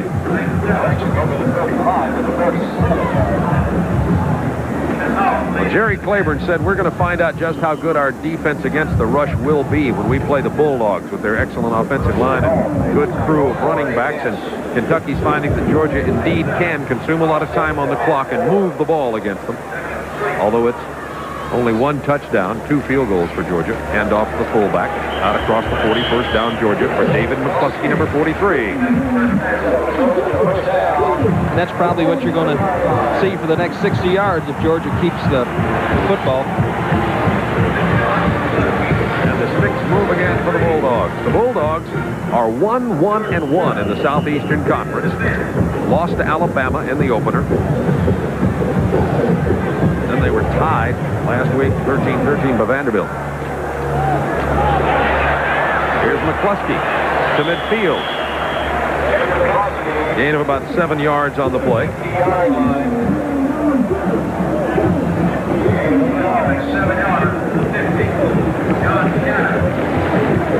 We're going to see this ISO from guard to guard here of Georgia. McCluskey's reading the block of the guard. You see, Wilkins is his head to the strong side, so McCluskey's going to take it back against the grain, and then he takes on Brian Williams. Now, it says 210 in the book for Brian Williams, and I'd hate to bite meat by that scale. Lars Tate to the 29-yard line. Georgia really adding up the yards now. 40 Smith and 27 Douglas with a stop and a run of 21 yards for Lars Tate. He has 41 yards on the day. Get this balance. Worley has 16 yards, Henderson 68, Tate 41, McCluskey 41, and Jackson 47. Everybody running the ball for Georgia. That's right, hitting on all 6 cylinders. The Georgia Bulldog offense. From the 30, 1st down 10 Bulldogs, leading 13-0, 7:50 to go in the 3rd quarter. Henderson about 3 yards off right guard. See, that sounds about right. Plus, Troy Sadowski has no receptions. Troy Sadowski is tied for the receiving lead. Tim and I like to kid Vince Dooley because one of our earlier meetings, Tim said, you know, I think tight ends are your leading receivers. And he says, no, it's wide receivers. They even looked it up. Troy Sadowski caught 3 last week. In the press release, they said an abundant number for a Georgia receiver. On 2nd and 7. Lars Tate short of the first down for the 23-yard line. Tackle number 2, Brian Wilson. Here's a good look at the Georgia tight end in action. Boom. Good contact. Reese unloads. Gets back up into the play. As a tight end, you're not going to blow people off the ball. The idea is you're going to position block. Just give that back an ability to use your body and get upfield. Troy Sadowski's a freshman from Chamblee, Georgia, 6'4", 225. There's Lars Tate, takes his 3rd down 3. James Jackson doesn't get the first down. Penalty marker is down on the play at the Georgia line of scrimmage. Steve Mazza, number 38, with the tackle for Kentucky. That was 3rd and 3. Jackson was short, and the penalty looks to be against Kentucky. The Wildcats struggling here. Personal foul. Wildcats. Personal foul against Kentucky. Kentucky has not beaten Georgia since 1977. So that'll be a first down for the Bulldogs. They'll tack it on from the spot of the play. Move it way downfield. It was just enough outside the 20 to really hurt. They mark it at the 12-yard line.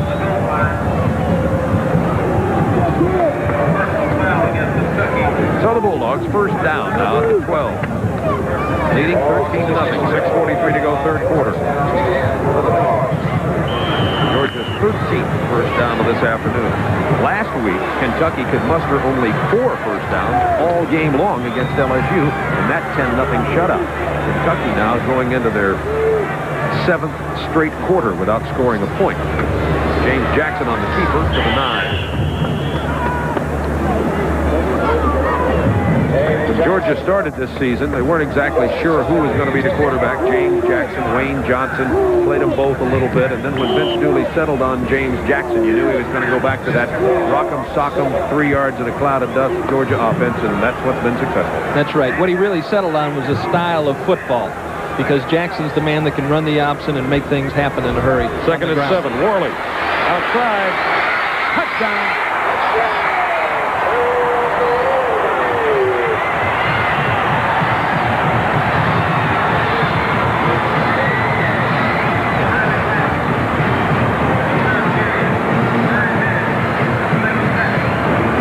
Straight toss. Georgia gets some players on the ground. There you see Larry Smith going down. John Dunball looked like he had containment on that play. Just couldn't hold in Worley. Worley has 6 touchdowns running the ball this year. The freshman from Lumberton, North Carolina. 6'2", 210, and he's that classic big, tough, and fast Georgia tailback. He and Lars Tate provide a tough combination. Tate's played a lot today with a sore hand, but Worley and Tate are almost mirrors of each other. Both have the exact same size. Georgia going to go for 2 points here with their... Now they call timeout. They decide, well, maybe we want. Georgia leads 19-0. Of course, the 2-point conversion could give Georgia the 21-point. Take 3 touchdowns to get a lead in the game.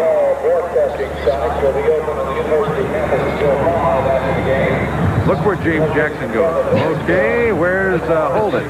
Wait a minute. You're not. I don't recognize. Oh, that didn't feel right. I'll tell you what was great. Old Kim Stevens is the guy who turned around and says, "What's going on, James? You're in the wrong place, bud." And James is just a little fella. He better not make that mistake again. Okay, regain your composure here. Okay. James Jackson is on the sideline right now, and the coaches are telling him what to say to apologize when he goes in there. James, just tell him that you were excited. And then the reason I'm having such fun with that is because I've done the same thing. It's kind of hard to cover up. You just can't. I was just kidding. Oh, stood up there, started checking over it. First thing I think James Jackson noticed is that the defense was out of line. Like, why are they all shifted to my left? And that's when he was told by Kim Stevens. Going for two, Georgia. James Jackson throwing it into the end zone. Incomplete. Penalty marker in the end zone, however. Hold it. There could be a flag here.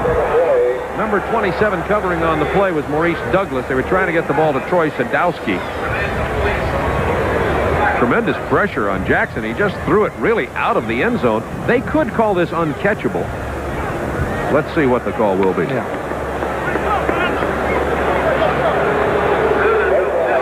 That's what they are saying, is that the ball was not catchable, thus no penalty, even though there might have been interference on the play. So Georgia fails the scoring drive. 69 yards, 8 plays, all running plays, just like on the first drive for Georgia. And they're doing it against the number 4 team in the nation and stopping the run. And Georgia leads 19-0. Line drive to Logan.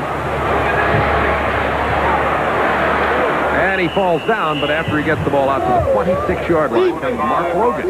And let's see if the Wildcats can untrack anything offensively. They have been very ineffective thus far today. Logan fumbled earlier in this second half, setting up a Georgia field goal.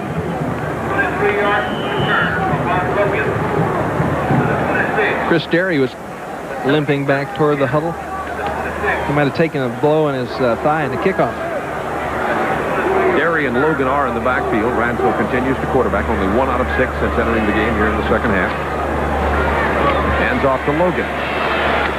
Logan with about 3 out to the maybe 4 yards, out to the 30-31 yard line. Bill Mitchell 56 with the tackle for Georgia. And Logan has only about 18 yards on the day. Higgs has 28. And that's it running the ball. Dooley has lost 27. You can see one of the Georgia players is down, shaken up. Let's see who that is. We'll make a positive identification on the number before we let you know. Looks like Michael Willis shaken up for Georgia. And let's look at it again and see how Willis was injured. Georgia already thin in the secondary. Let's hope he's okay. Did you watch 44 Boswell, 56 Mitchell, 28's Aaron Chum there, Little. Mitchell coming off, making the hit. Oh, he's bent back over. Hyperextension of that right knee for right side cornerback Michael Willis. Let's see who goes in to replace him. I think it will be Miles Smith. Yes, they're moving Flack back to the corner. Miles Smith will go to his safety position, and Miles Smith is playing hurt. Yes, he is. He's got an ankle problem. Well, Georgia has had the injuries. Everybody's had a lot this year, as you mentioned earlier, Tim. Second down 5 from the 31-yard line. Here's Logan trying to get outside. Nowhere at all. Loss of about 3. Bill Mitchell with the penetration, number 56 for Georgia from Dalton. In total offense, it's just incredible. Georgia with 273 yards. Kentucky with only 92. Georgia's leading tackler this year, Bill Mitchell, number 56. Kentucky trying to circle the wagons, really. Going back to 2 tight ends, just trying to establish something. Dermontti Dawson ran right by Bill Mitchell. He came through, made the tackle. Third down 7, Wildcats. From the 29-yard line. Ransdell, an obvious passing situation. Throws it to Logan. He's one-on-one out here. But he's short of the first down. He's driven back to the 33 by 56, Bill Mitchell. Oh, these Georgia defenders today. Mitchell, Waters, Brantley, Boswell, Ruff. You can go on and on. Tony Flack had a great game. Watch number 56, Bill Mitchell from Dalton, Georgia. He got him again. Turning, trying to locate a receiver. Drop to the outside. Now the ball is in the air. Here he comes. Head up, open field, Powell. Not an inch more as Little gets there to help out. Billy Mitchell in the mold of those Georgia linebackers. There's a better punt for freshman Jay Tesser. Over the head of Fred Lane. It's going to bounce into the end zone for the touchback. That was almost a great punt. It was excellent as it was, and he's going to get great yardage. His longest by far. 67 yards on that punt by Jay Tesser into the wind. Georgia leads 19-0. 4 minutes to go, third quarter. The Bulldogs have a new quarterback. Freshman Wayne Johnson from Columbus has come in to replace James Jackson at quarterback. Not sure why, except that Vince Dooley may want to get some action here. Georgia in control of the game, leading 19-0. And the handoff goes to fullback McCluskey. He gets out to the 24-yard line, and he stopped there. So Jerry Claiborne is just wondering why his team has not been able to score now in 7 quarters. They were held scoreless by LSU, and now for nearly 3 quarters held scoreless by Georgia. And they've had some pretty good field position. Defense has performed well, took the ball away from the Georgia offense in good field position, and they just haven't been able to capitalize on it. There comes Lars Tate. Oh, he's running hard. First down to the 33-yard line. Lars Tate practiced only a little this week, almost none at all last week after breaking a finger on his right hand, and was highly questionable as to whether or not he could play in today's game. As a matter of fact, they had moved receiver Fred Lane to the tailback position in case Tate couldn't go. There's James Jackson on the sidelines for Georgia. 3 of 9 for 43 yards and 2 interceptions throwing the ball, but he had run for 50 yards. And Wayne Johnson, quarterback, the redshirt freshman. Johnson handing off to McCluskey out to the 39-yard line. Jeff Kramer with the stop for the Kentucky Wildcats. Number 53, Kramer, sophomore from Newport, Kentucky. And McCluskey's having himself a pretty good day also. He has 51 yards and 10 carries. And I just see that number 37 went into the game, Tim, Stan Blaylock. See somebody's ankle being taped there. I'm not sure who, but number 37 for Georgia is a very big, deep threat. Let's see if they try to do something with him. He goes in motion at the top of the screen. That was Michael Willis, his ankle being taped for Georgia. Short of the first down goes McCluskey. Blaylock simply went down and threw a block on a cornerback. So much for that.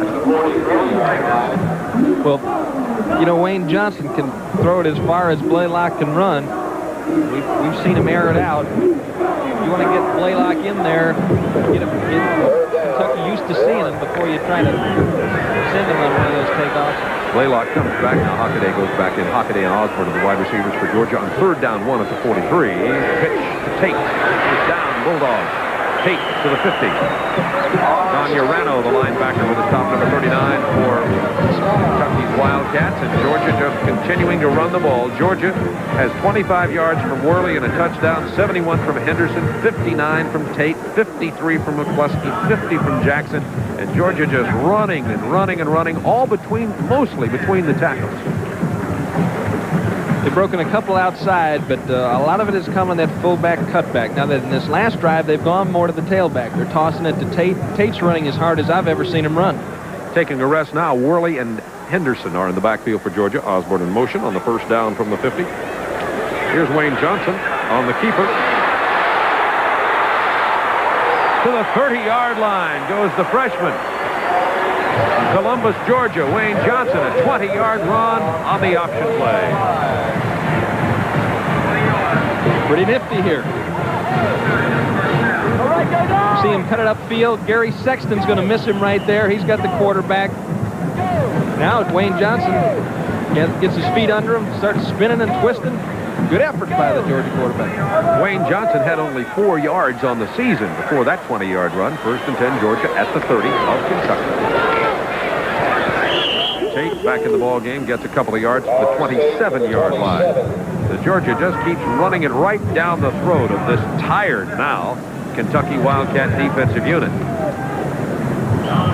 And it can be discouraging for a defense to turn the ball over to the offense in good field position time after time and have nothing happen. And they played valiantly against LSU last week, not allowing a touchdown until 37 seconds remaining in the game. Almost the end of the quarter. Here's Wayne Johnson on the 2nd down. 1st down at the 10, the 5. Touchdown, Wayne Johnson. 27 yards with 15 seconds remaining in the 3rd quarter. And now Johnson has rushed for 47 yards. My, showed some speed there, too.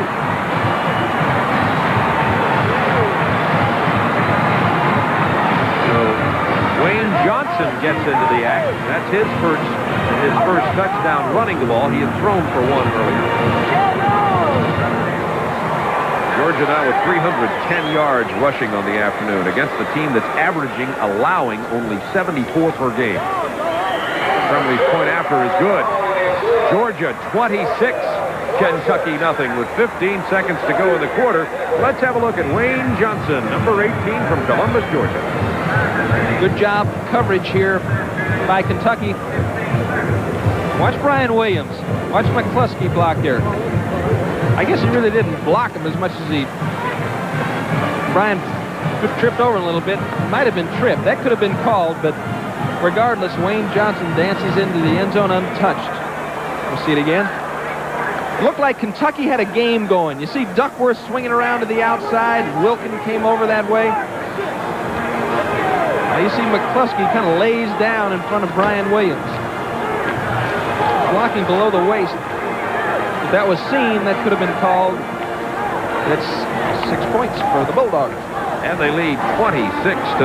Today's game is brought to you by Coors, the beer with the difference worth. As our spotter Tim Anderson just pointed out, the sunshine peeking through the overcast skies at Sanford Stadium.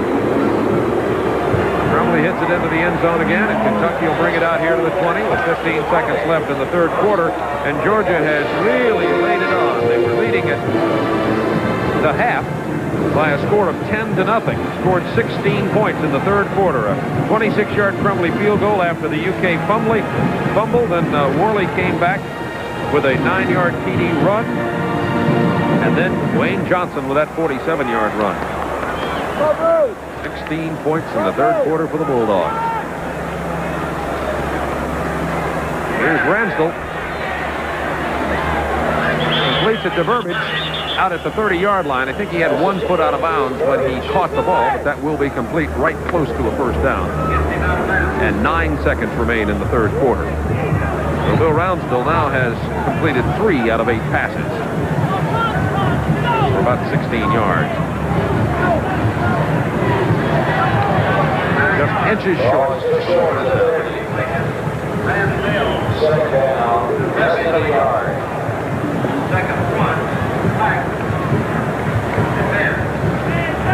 And the bright sunshine peeking through the clouds in Athens, Georgia now. We're supposed to be sunshiny all day today, but we awaken to overcast skies here. That's Burbage in motion to the top of the screen. Ransdell to Higgs. Higgs for the first down out to the 37-yard line. That'll be the last play of the third quarter. Clock stops with 1 second left to move the chains, but as soon as they move the chain, as soon as they move them up there, that'll be the end of the quarter. They'll start the clock again. Georgia leading 26-0. You see the fans enjoying the sunshine over on the banks here at Sanford Stadium in Athens. We'll be ready for the fourth and final quarter. 1986 Goodwill Games. Superstation WTBS. Georgia led 13-0 at halftime, but exploded in the third quarter. After 3 quarters, Georgia has 353 yards of total offense. University of Kentucky only 112. Ransdell completes it to the 46-yard line to tight end number 80, Mark Wheeler. In that third quarter, Georgia threw 1 pass, and there's the ankle of Michael Willis, number 16, being worked on. He has a sprained ankle. Inflatable cast is what you see them doing with his ankle there. They threw 1 pass? 1 pass. And it was intercepted? That's right. That's correct. Well, some folks might be wondering why Bill Ransdell is still in there at quarterback now that this game is kind of out of reach. And I think that you got to feel like right now Kentucky's playing for pride. They have to start forming up right now to get ready for the rest of the season. I mean, this has been embarrassing for them the last 7 quarters. Michigan back out in front of Indiana, 15-12, and a real close one, second quarter. Arkansas way out over Houston, 44-3. Notre Dame leading Southern Cal. The classic matchup. First quarter score, Navy over Pitt, 7-0. Ivy Joe Hunter now, and then running back for Kentucky. Just ran the ball. Here's Derry with the pass reception and a gain of about 4 to the midfield spot. Andy Loy with the stop. Chris Derry's, excuse me, I'm sorry. Here comes Waters. Look at him get off the ball. Now, Waters cannot have his hands up there around the head of Vernon Johnson. Now, in an attempt to fight back, Johnson holds him. but you cannot have your hands up around the head of an offensive lineman there. Second down 7 from the 49. Kentucky moving the ball a little bit here. Here comes the Georgia blitz. Ransdell running away from everything. It's incomplete. He tried to get it to the tight end, but excellent coverage by Miles Smith on tight end Mark Wheeler. Ransdell running for his life. Had to throw the opposite way, too. Penalty marker is down the far side of the field. With second down 7. 13-16 to go in this ball game. Georgia 26, Kentucky nothing.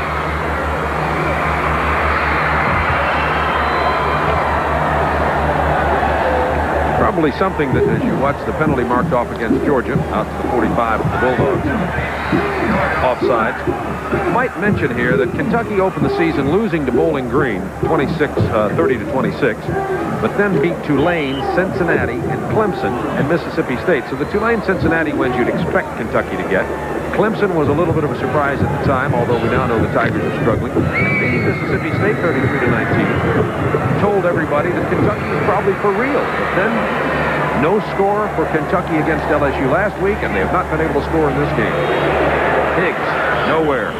Right at the 40. Ball popped loose. I'm not sure who. It may be Georgia's ball. It is Georgia's ball. And by the way, that was the freshman, 32, Ivy Joe Hunter, who was in there running the ball. Freshman from Gainesville, Florida. So it was not Higgs. It was Ivy Joe Hunter, number 32, who fumbled the ball. I'm not sure who they're giving it to. Ivy Joe Hunter sticks it on up in there.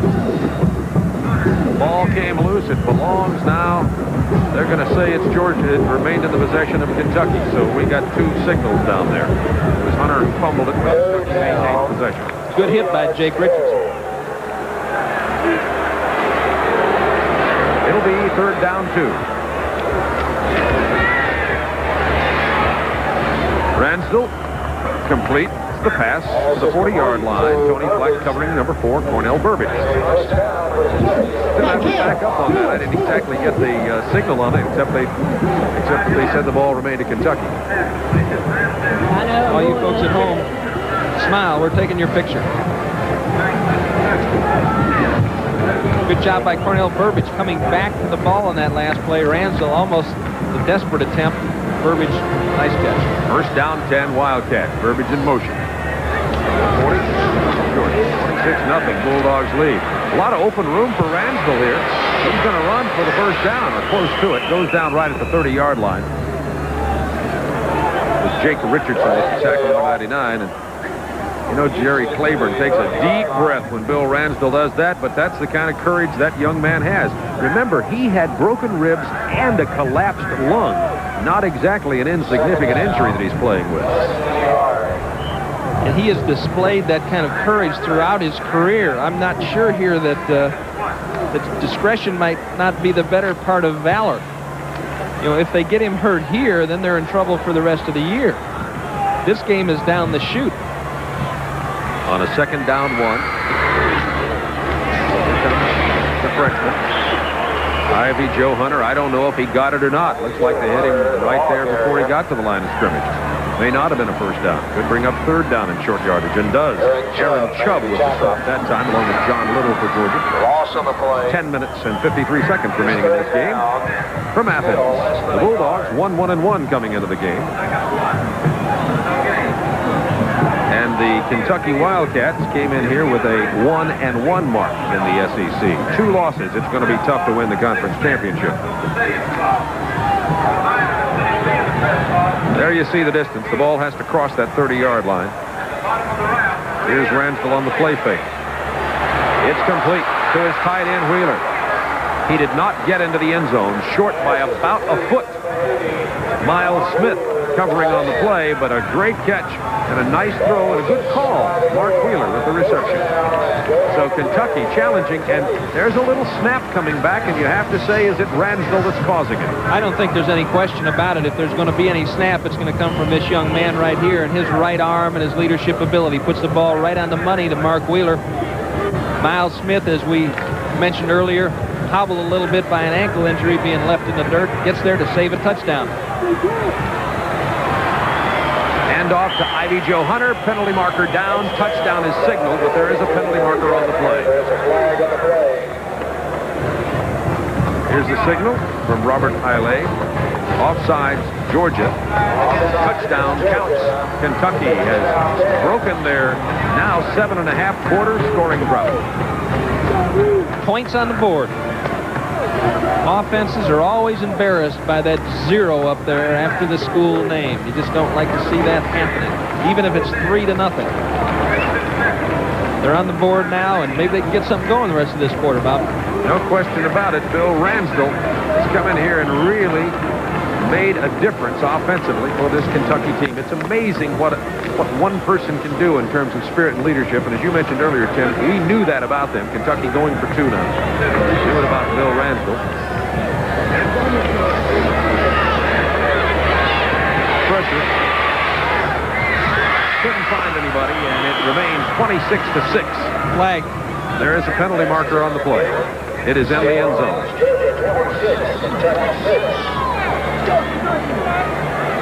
Let's see what the call is going to be. Here comes Robert Aye again. Holding against Georgia. They get an opportunity to try that again. Robert Aye, a left-handed official. You know, to show you what kind of fans the Georgia football fans are, I met a guy in the lobby of the hotel, Jay Rabin, who recognized Aye when he walked into the lobby and knew him as the left-handed referee. How about that? That's being knowledgeable. That's the tight end Mark Wheeler, who's shaken up in the end zone.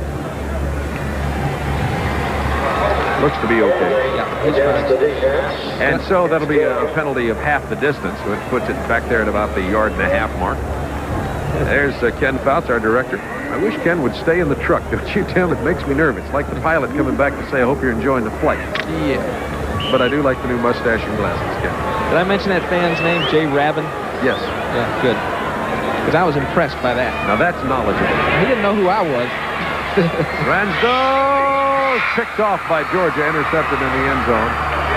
So the 2-point conversion attempt doesn't work. Tony Flack with the ball for Georgia and just couldn't get the 2 points out of it. Georgia continues to lead 26-6 with 10:18 remaining in this ball game. This is Super Football Saturday on Turner Network Television. We're the Minute Lube. Minutemen, trained to lubricate and do it right. At Minute Lube, we change your oil and filter, lubricate the chassis, fill all vital... Bill has really put some life back into this Kentucky team. Probably too late for this game, although 10 minutes and 18 seconds remains, but he completed 7 passes in a row on that drive. Got the touchdown, so no question that that's been a big difference in this Kentucky offense. 5-yard penalty on the kickoff, so Kentucky kicking off 5 yards further up. That penalty, of course, occurred on the touchdown. And here's the scoring drive. 4:57 the time of possession. 90 yards. 12 plays. An excellent drive by the Kentucky Wildcats. Good job by Bill Ransdell directing that drive down the field. Got a little bit of a run going, but mostly it was his arm, his ability to buy some time, throw the ball. And they went with 2 tight ends, Bob. And what they're trying to do is give Ransdell maximum protection. Burbage running the routes, trying to get open on Flack and on Willis. Now Wayne Johnson continues quarterbacking for Georgia. Here's to the fullback, gets a couple of yards out to about the 21-yard line. That's Keith Henderson, number 30, standing up off the bottom of the tackle. There's the Kentucky mascot, who frankly is just flat disgusted with it all. He says, I've been cheering my heart out, you know, and what have you guys given me but 6 points? Isn't it his job, though, to yeah, that's right. I mean, come on, manufacture enthusiasm. Second down, 8. Bill Ransdell having caution here. Here's the pitch to Worley. Big hit about the 25-yard line. John Dumble, 260 pounds hitting. Not many guys a lot bigger than Worley, but Dumble is. Yep. Dumble, Urano. There's Uga 4 in his fire hydrant. He feels like he's put in a tough day and earned a rest, I guess. You got to get John Casey, the strength coach for Georgia, after him. 3rd down, 3. Georgia ball at the 25-yard line. Wayne Johnson throwing on the run, incomplete. Georgia will have to turn this ball over. Johnson's first pass. He is 0 for 1. Georgia threw only one pass in the entire third quarter. It was intercepted, although Georgia scored 16 points in that quarter, and Johnson just threw his first of the day. Georgia has rushed 50 out of 61 times today. There's Brian Williams back to take the Chris Carpenter punt. He'll be standing just inside his own 40-yard line. 26-6. Georgia leading Kentucky, but Kentucky may have found their missing offense. But in terms of the SEC title race for Jerry Claiborne, it may be too late, as this will drop Kentucky to 1-2 unless they stage a miracle 9-minute comeback here. Pick up a quick 20 points on Georgia. Carpenter with a beautiful punt. Great hang time. Williams with a fair catch at the 36. Not bad field position. This will be the 6th time today that Kentucky has started outside their 35-yard line, the 39-yard punt. There was a flag in the play. Somebody may have run inside that imaginary 2-yard circle to interfere with the fair catch. We'll see if that's the call. Blue skies, beautiful day in Athens. A personal foul. They'll tag that on here and give Kentucky once again really good field position. Kentucky started drives outside the 40-yard line of Kentucky on several occasions, and a few they've started inside Georgia territory today, and they're going to have an opportunity to do that again. But until Ransdell came into the game, Kentucky could get no points on the board.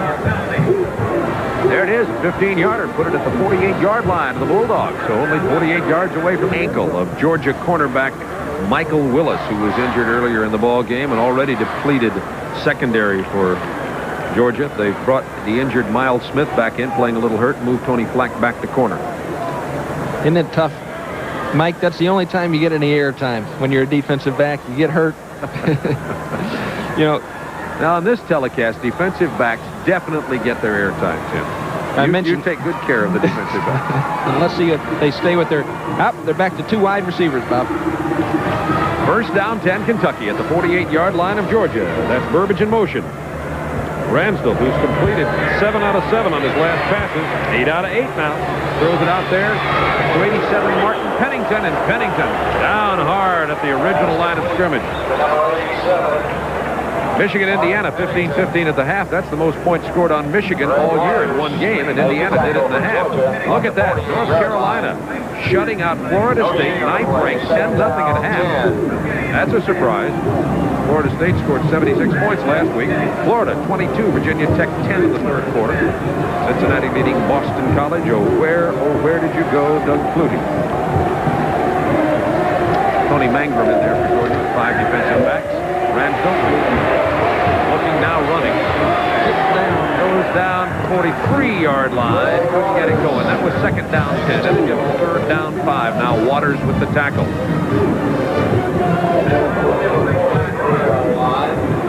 Mangrum has really been a versatile player for Georgia this year.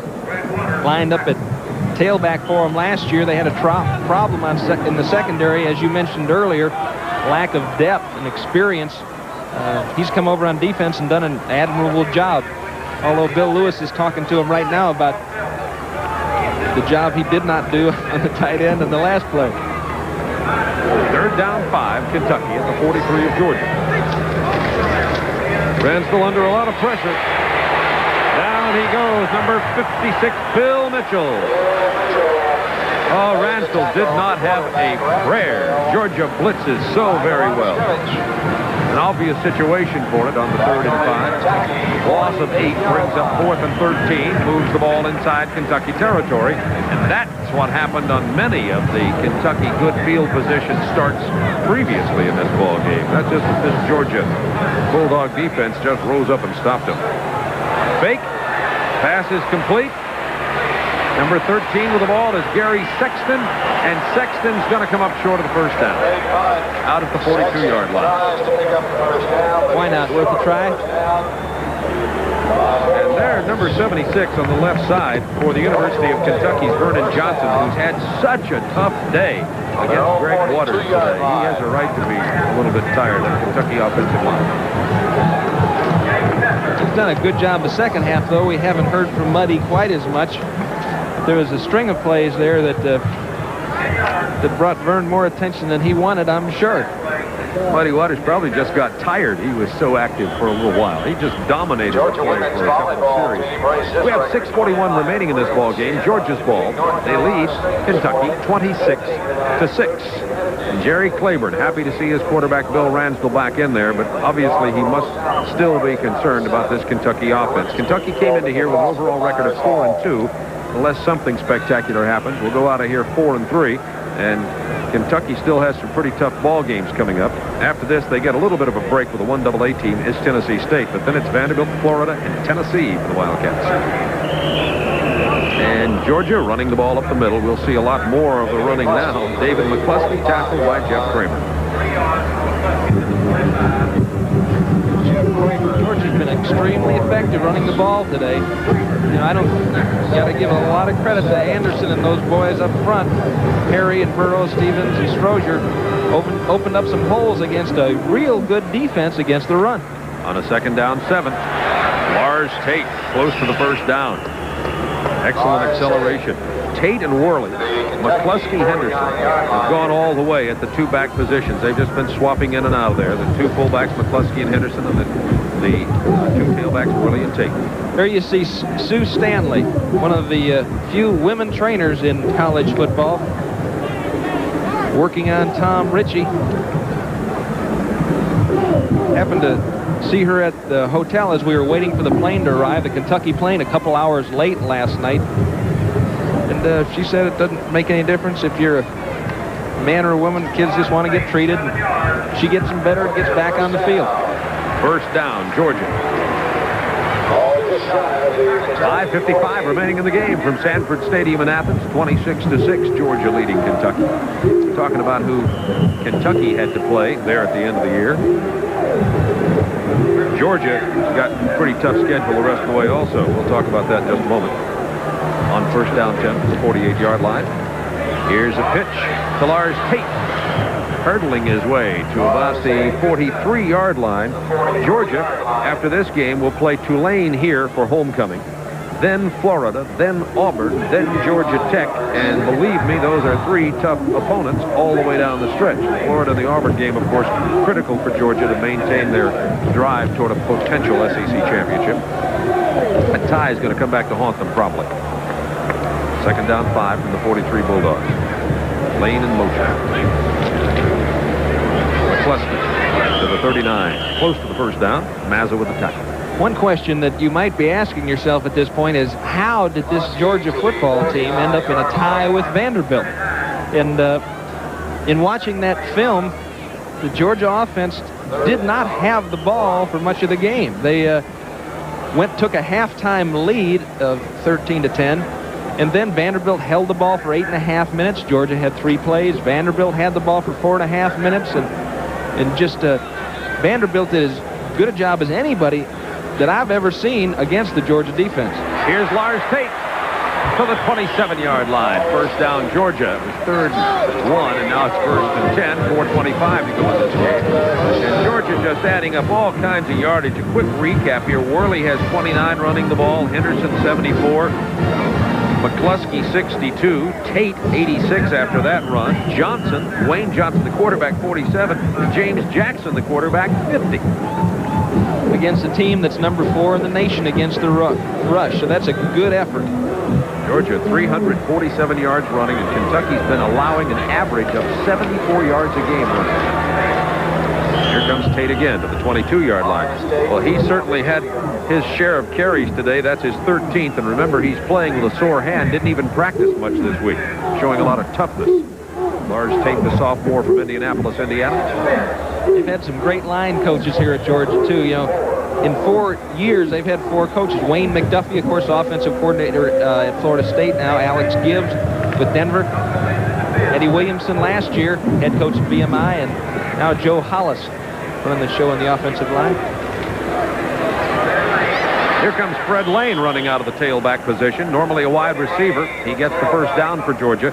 They practiced Fred Lane at tailback because of the injuries. Tate was hurt. They didn't know if he could play. Tron Jackson is injured and definitely wasn't able to play today. They had to look at Mangrum and also Lane, and so I guess since he practiced there, Vince Dooley said we have the game in hand. Let's give the youngster an opportunity to run the ball a little bit.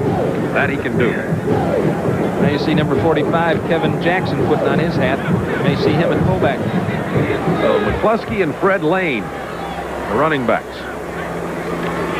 McCluskey, not much this time. Inside the 15 to about the 13. Clock down to 3 minutes and counting down. Georgia leads 26-6. So the Bulldogs' record is now going to go to 2-1-1 in the SEC, and Jerry Claiborne's Wildcats will drop to 1-2 in the conference race. It's possible this year, and most people think so, that it could be that some team with 2 losses could win the SEC. It's never happened before. The worst record ever was Alabama many years ago with a 4-0-3 record. One team did win it with a tie. Here's Freddie Lane. Doing a good job running out of the tailback position down to the 11-yard line. Clock counting, 2:21 and counting. 26-6 Georgia. By the way, a lot of those SEC fans who wonder if there is a tie, 6 teams had 1 loss coming into this game, so there's a good chance for a tie somewhere down the line. If there is a tie, Florida not eligible, of course, the Sugar Bowl selects the team that goes to the Sugar Bowl, not the SEC. And it doesn't depend on who went last. The Sugar Bowl simply makes a selection. And I might add to that normally the Sugar Bowl would pick a team who's ranked higher in the national rankings. Here's Freddie Lane. Gets close to the first down for Georgia. Inside the 10 to about the 7, Brian Williams with the stop. Clock to 1:40 and counting down in the lower left-hand corner of your screen. Freddie just found out there's a little more traffic as a running back than as a wide receiver. Yeah, where are all these guys? I'm not used to seeing these fellas. He's short of the first down by just about a foot and a half. They're going to bring it in and measure, as a matter of fact. Clock stops at 1:34. So, Tim, as you start looking at this SEC race, Alabama and LSU all have records of 2-1 going into today's action. Auburn is 1-1 in the SEC going into today. Georgia now will be 2-1-1. Kentucky falls to 1-2. So I'll tell you, it's anybody's ball game. A lot of people talk about Auburn, but they have the toughest schedule going down the stretch. Yeah, they do. In Tennessee, in terms of schedule, Tennessee has the biggest advantage probably, but without Tony Robinson, I think it's going to be difficult for him. It's going to be a struggle. Kevin Jackson, the freshman from Warner Robins, Georgia, carrying the ball for Georgia. Williams with the tackle. Clock down to 1:08 and counting. As Georgia just really running it out here, not necessarily trying to just run the ball into the end zone. They will continue to probably run another play or 2. Well, what do you think, Tim? Want to make a prediction? I think Auburn's got things going in the right direction.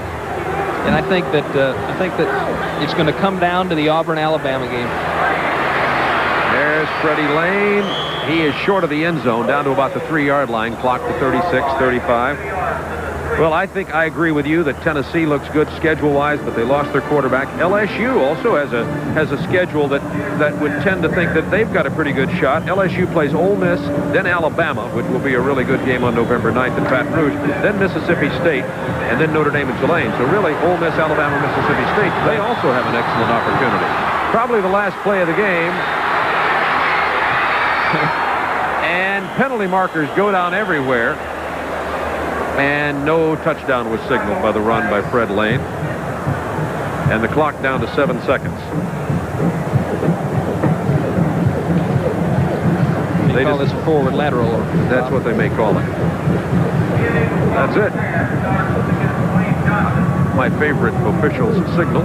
You have to have good dexterity and good flexibility to be an official. I probably could not have made that signal. I don't think get it back there. Did he signal that with his left hand? Remember, as you pointed out earlier with your incredible research, that this is the left-handed official. He uses his right hand. Good, ambidextrous. Loss of downs. There he shows you use of both arms, then the right, then the left. That was good. Robert Aye. Hope you'll have a sense of humor about us kidding around about it being a left-hander. You don't ever want to get a policeman or a referee upset with you. Learn that.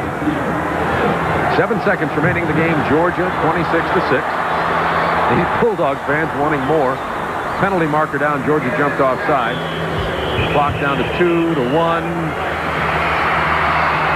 and down to 0-0. And the game can end on a penalty if against the offense, and is going to do just that. And Georgia has defeated Kentucky 26-6 here today to go to 2-1-1 in the SEC and remain...